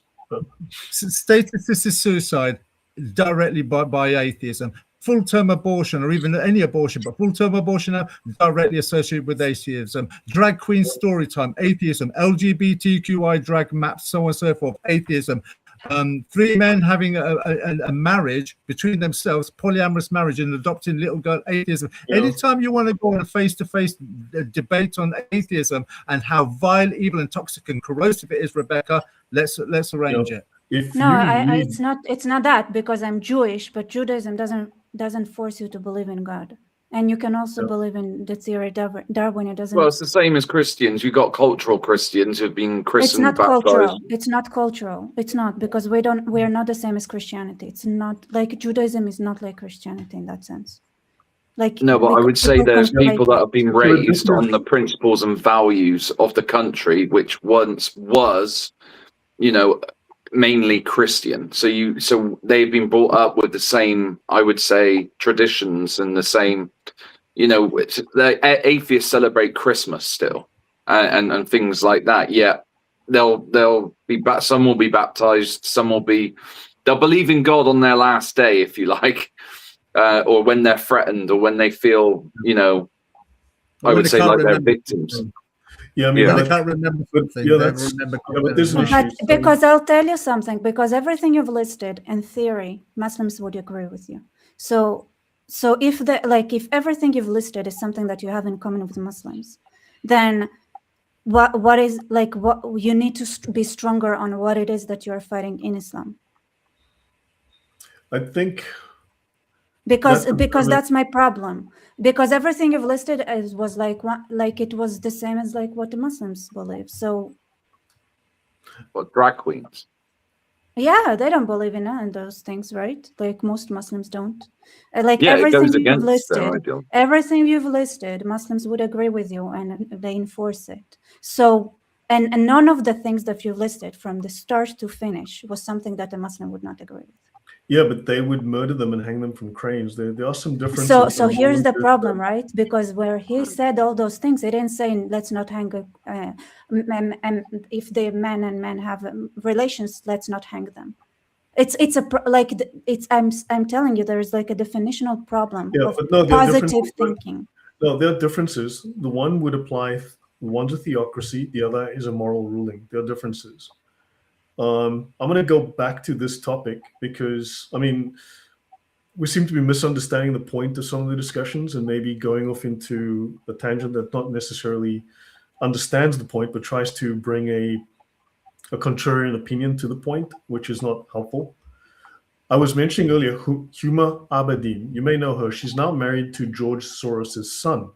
She was married to a former, I think he was a former congressman that was fired for being a little fond of little girls, as I recall. So this is Huma Abedin. So talking about Muslim infiltration into politics, right? The influence that these people have. So she was named, I'll end off with this basically. She was named Hillary Clinton's shadow. They've also called her Hillary Clinton's surrogate daughter. She was the vice chair of Hillary's 2016 presidential campaign. She was personal assistant to Clinton's first presidential run in 2008, became her deputy chief of staff when she was appointed as Barack Obama's Secretary of State. And she used to answer Hillary's cell phone. She used to carry Hillary's phone, had direct access to her phone. She was the most powerful person in the campaign organization, and she was the only official channel to Clinton, and she was the most senior member of Clinton's old guard. So people talk about Muslims, the poor Muslims, the poor refugees. No, these people have enormous political power. So the whole set of slides that I have here goes through the enormous financial and political clout these people have, which is shocking, right? So the Clinton emails, right? So they released thousands of emails from her aides, right? And Clinton and Abedin revealed she scheduled Clinton's medical and beauty appointments and had full access to the former Secretary of State. But she lived in Saudi Arabia for 16 years, right? She lived in Jeddah, been to Jeddah, and which is very close to Mecca. Her father, was an Indian Muslim, and he was affiliated with the Muslim Students Association, which is a Muslim Brotherhood front group which spread Islam throughout universities. It has hundreds of affiliate organizations. Her mother was born in Pakistan. She had a PhD in sociology from University of Pennsylvania, where they created more of these Muslim foundations, Muslim groups. And her father, Saeed, is supposedly a Muslim, claiming descent from Muhammad, and Abedi is one who serves or worships Allah. So one who is loyal to Allah. Now, she's a Georgetown Washington University graduate, right? Abedin's father helped start an international journal called the Journal of Muslim Minority Affairs. And she worked at the time, She married Anthony Weiner. George Washington is very important because it receives enormous amounts of money from Muslim countries, right? So she also accepted money. That's okay. She was a special government employee. So she had some sort of special status, right? A number of analysts have noted that it is rare for Islamic women to marry non-Muslims like Weiner. Now, she's a loyal Muslim. Why would she marry him? Well, for political access, because he's also Jewish. And Dr. Anwar Shoaib, the highest-ranking faculty at the prestigious College of Sharia and Islamic Studies in Kuwait, declared that her marriage was null and void under Sharia law because she married an infidel. Now, another question, how did Pakistan steal our top secret info, right? You had the Pakistani Awan brothers as US Capitol tech staff. They got them security clearance. Who helped them to get security clearance? But they copied the congressman's data to Huma Abedin's server. Isn't that fascinating? Then they transferred the data to computers in Pakistan, and then they donated millions to a charity, the Clinton Foundation. So Imran Awan and his family were banned from the House Computer Network in 2017, right? A server containing evidence had gone missing. And of course, Debbie Wasserman Schultz, she's also Jewish, I believe, right? She also doesn't seem to have her priorities right. And he had split his time. So between several Democratic lawmakers, most of whom fired him in February, but Wasserman Schultz kept him on until he was arrested in July, trying to board a flight to Pakistan. He fled guilty and so on and so on. So the short point is here, we also have to ask how many Muslims. Now, this is just the start, and there's plenty. We'll go through over the next few weeks. We'll go through the evidence of how Muslims have spent billions of dollars infiltrating the Republican Party, mostly the Democratic Party, the Bush government, how close they are to the Bushes, how they've infiltrated various governments, the privileges they have that presidents don't even have. And these are not even presidents. These people have political privileges you would not believe. They are spending 100 times more money than Israel could ever do because they're floating on oil. And they have invested enormous amounts. You're going to find Muslims everywhere. Remember, she's now married to George Soros's son. Wow. We all know George Soros is basically evil incarnate. And also the Abedin family business is owned by the Muslim World League, Saudi Arabia's global organization that promotes Wahhabi Islam, Islamic supremacy, and Sharia. And they share an office at 46 Guj Street, London. It almost looks like the New World Order could be based on the back of Islam and Sharia. Yes. And that's exactly so. And people obviously don't look at Islam. They don't look at the amount of money and political influence. And that's just the start. So she's involved with these crimes. These people are stealing. But of course, everybody wants, when I mentioned the propaganda campaign by the Russians and the Arabs, let's look at the Jews, blame the Americans, but don't look at the Muslims. These people are not innocent.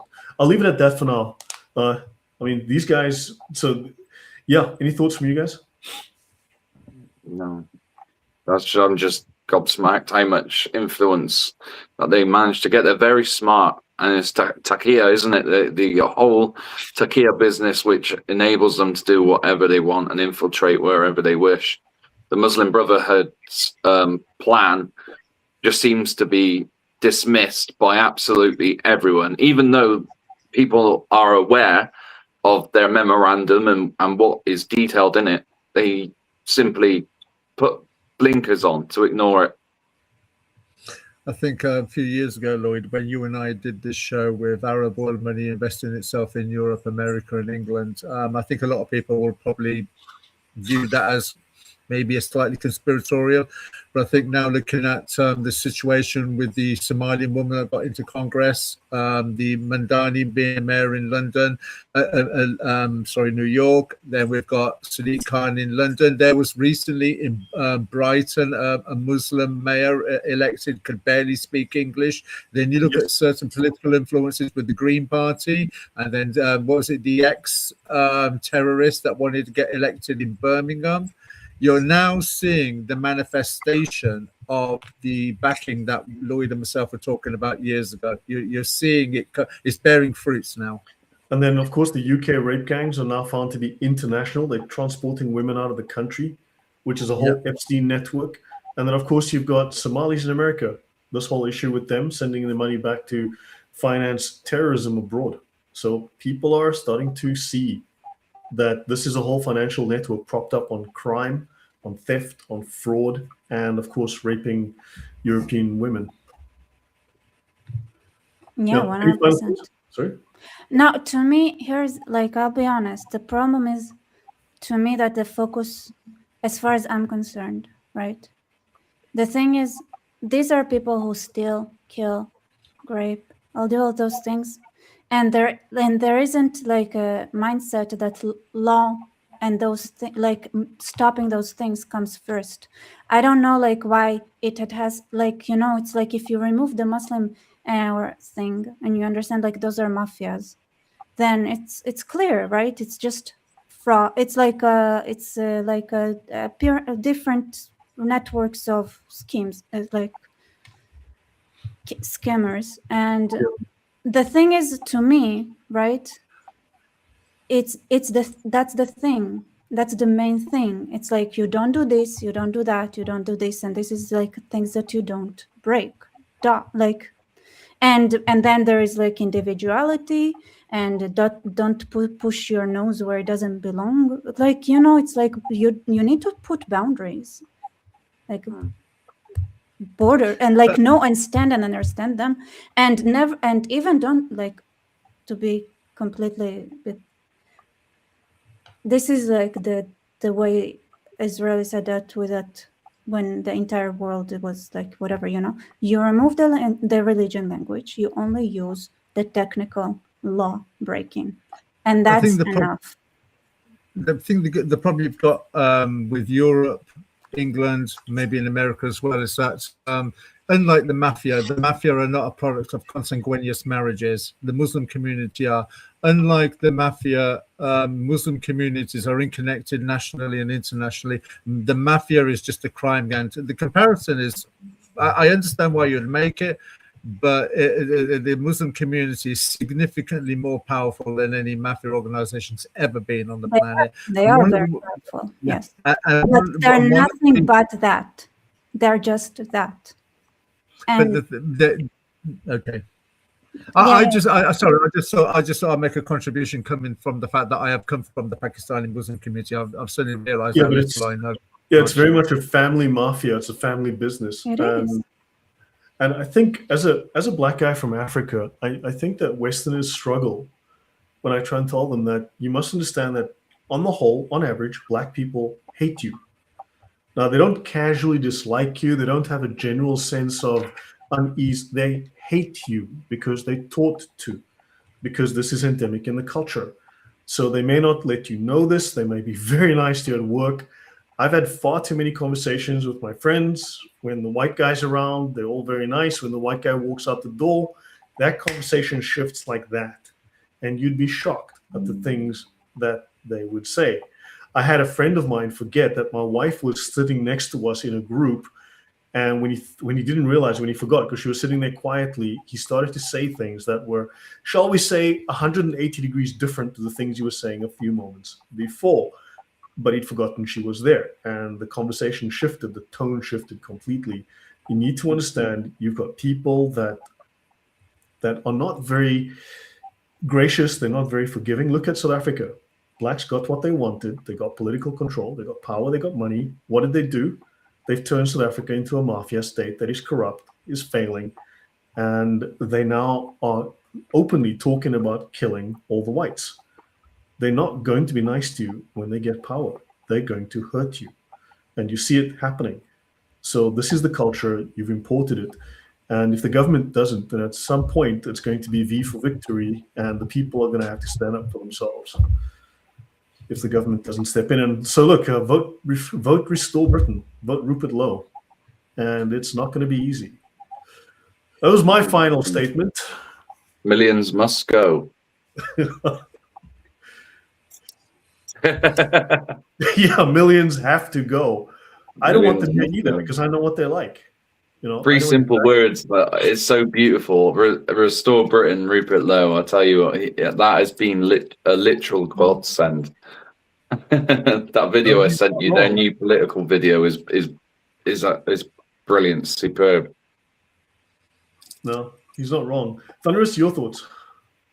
Daniel 2:44 is the only solution I can see sorting all this mess out. Which says, sorry, I don't know that offhand.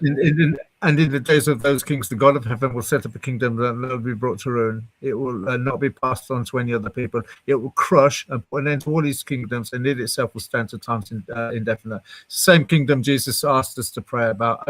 For me personally, I see nothing. All the world's problems can be resolved by that one thing. I understand the intent. I understand the sincerity. But I just can't see mankind getting their way out of this mess. I think, look, Rebecca was right. We have to remember our culture. We have to remember our traditions.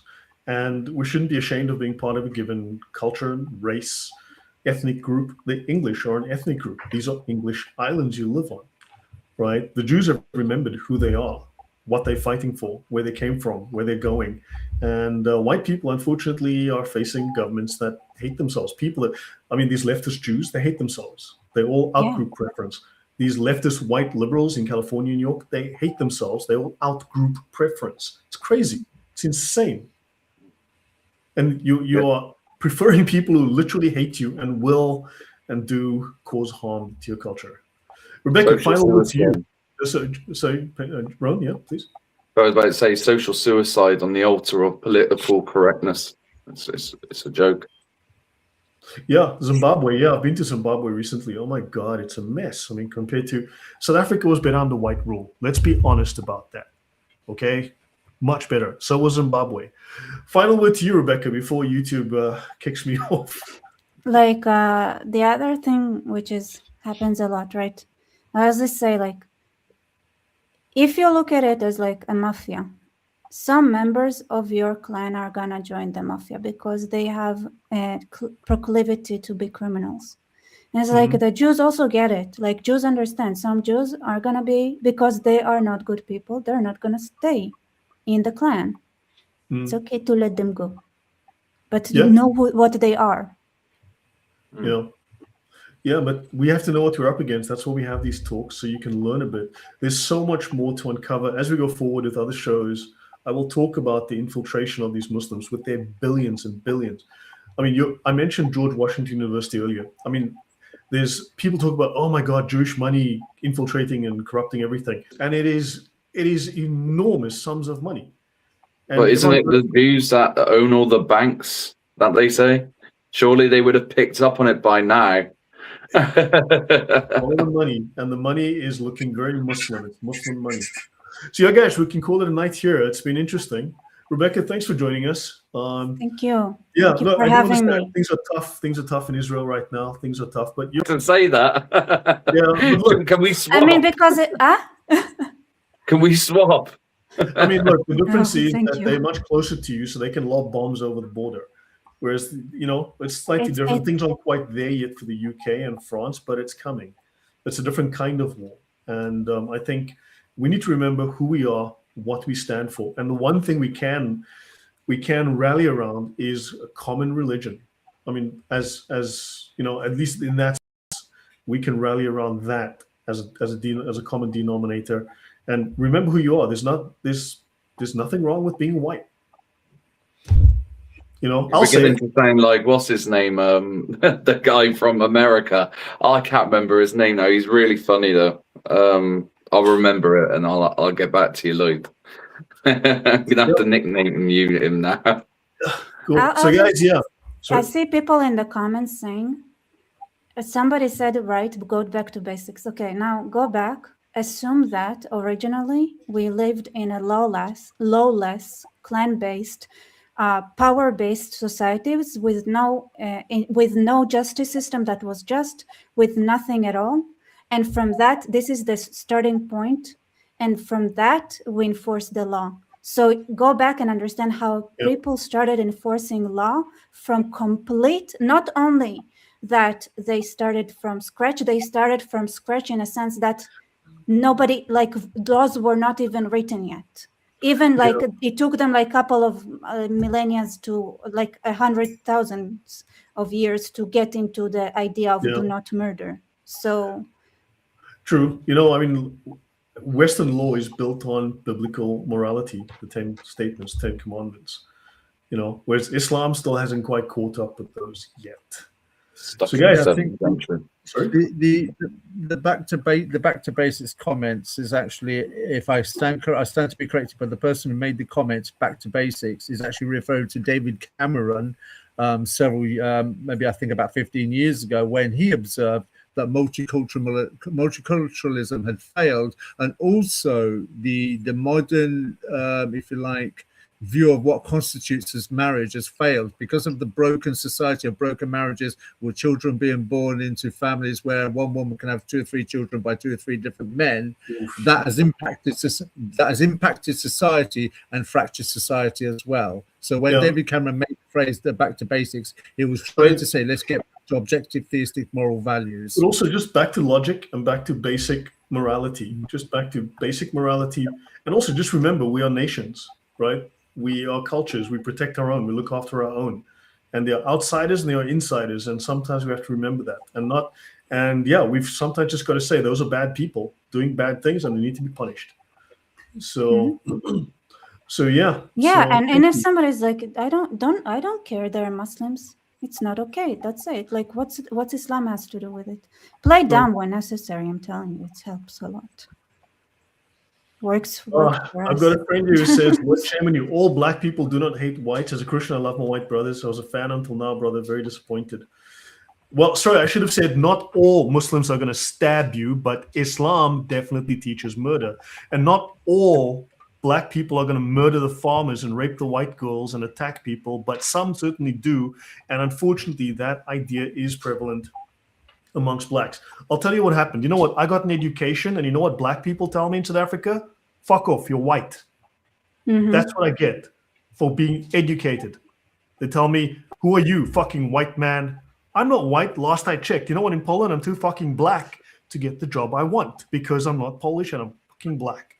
Okay? So now I've got blacks in South Africa who are tribal blacks who rape their kids, drink too much, and commit far too many crimes, telling me I'm not black because fuck knows why. I've got black Americans who think they're fucking African American, who are just fucking black Americans, telling me, Lloyd, I'm blacker than you, therefore I'm more African than you. My comment to those black Americans is go fuck yourself. You wish you were African. So I hope all that is clear now, because maybe not all Muslims will stab you, but enough do. Not all blacks are murderous and violent, but enough are, and it's a problem.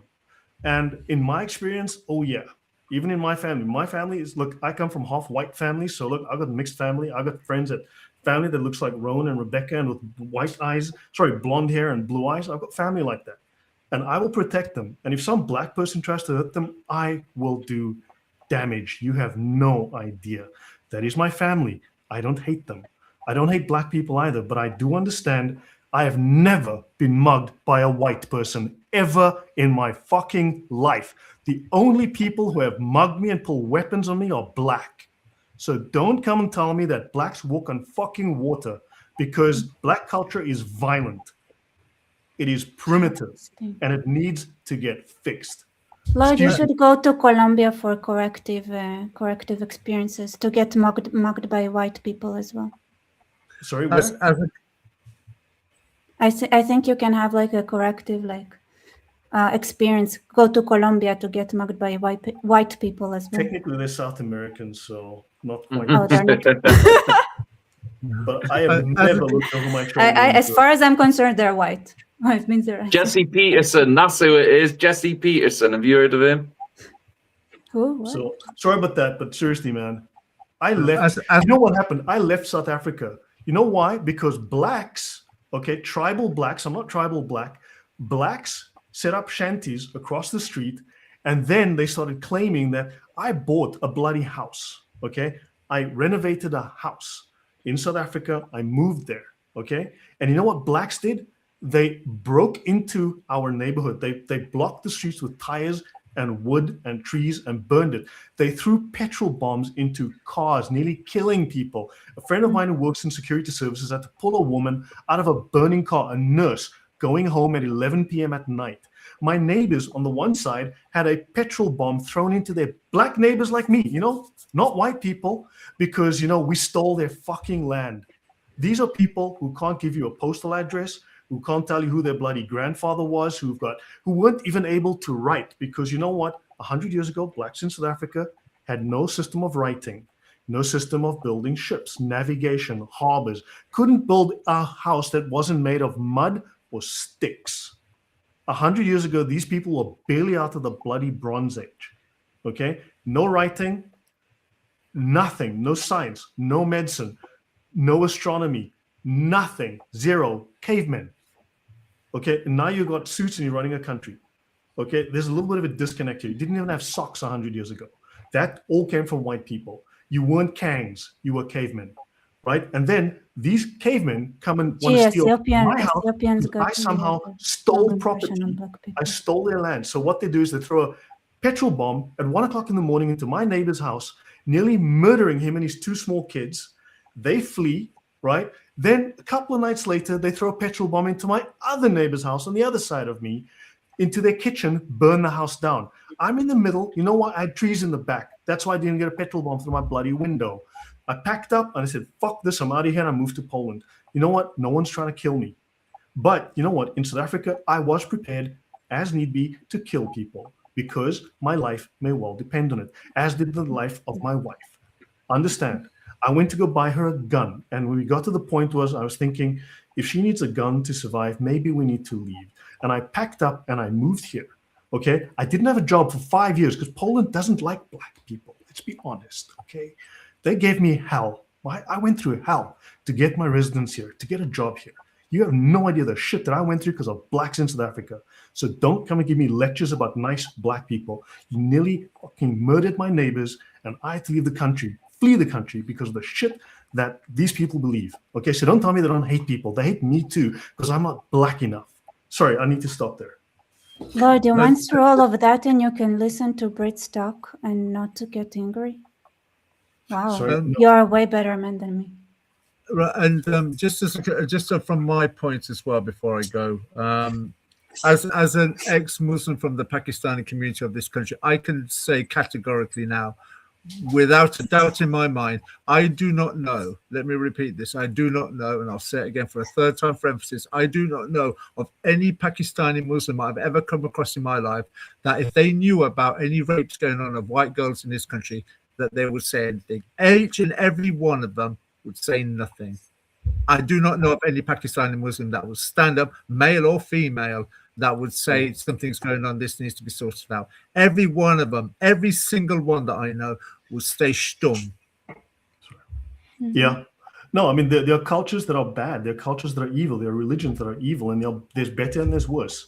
And I would rather be living in a Western... Why do you think people go to Western countries?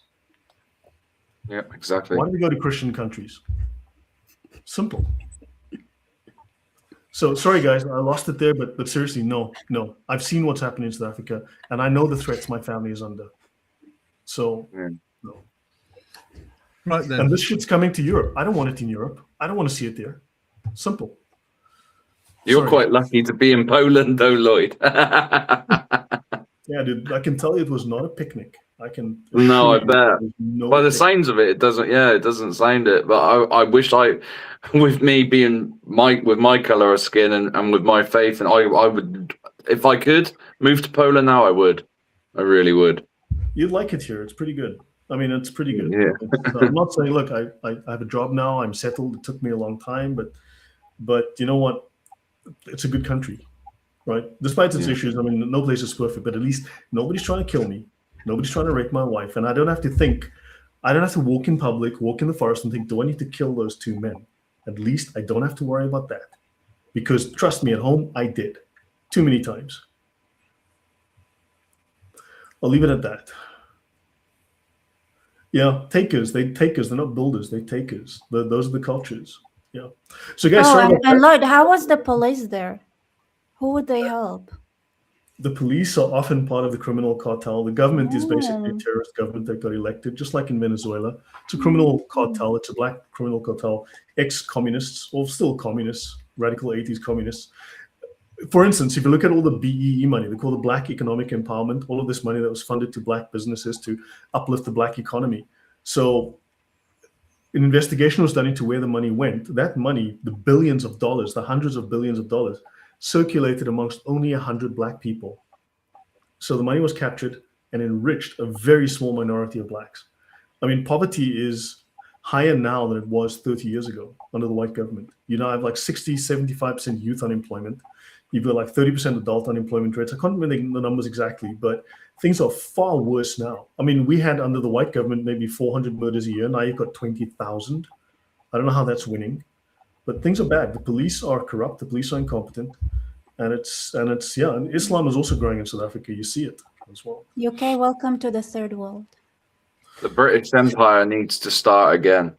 No, but We do you really do. understand do you understand how different the mindset is, though? That's the problem. Like, this is why I was frustrated in the beginning, and this is now that I know your story, Lloyd, it makes me kind of annoyed that you have so much patience compared to me. No, I mean, we are fighting for something. We are fighting for something real. I mean, I guess you're used to, like, that's another thing. To know how to speak to Europeans is like a skill. I grew up, my high school, I went to a German school. I grew up around Germans. Right? My family history is Dutch and German and English. No, yeah, but yeah, okay. You know, yeah. So guys, remember to think positive. You know, instead of saying things like we're screwed, you got to say things like we are positively screwed. Yeah. when because we're screwed, we're gonna take everyone with us. Scorch earth. Yeah. So guys, yeah, remember what you're fighting for. Okay, you're fighting for something better, and Yeah.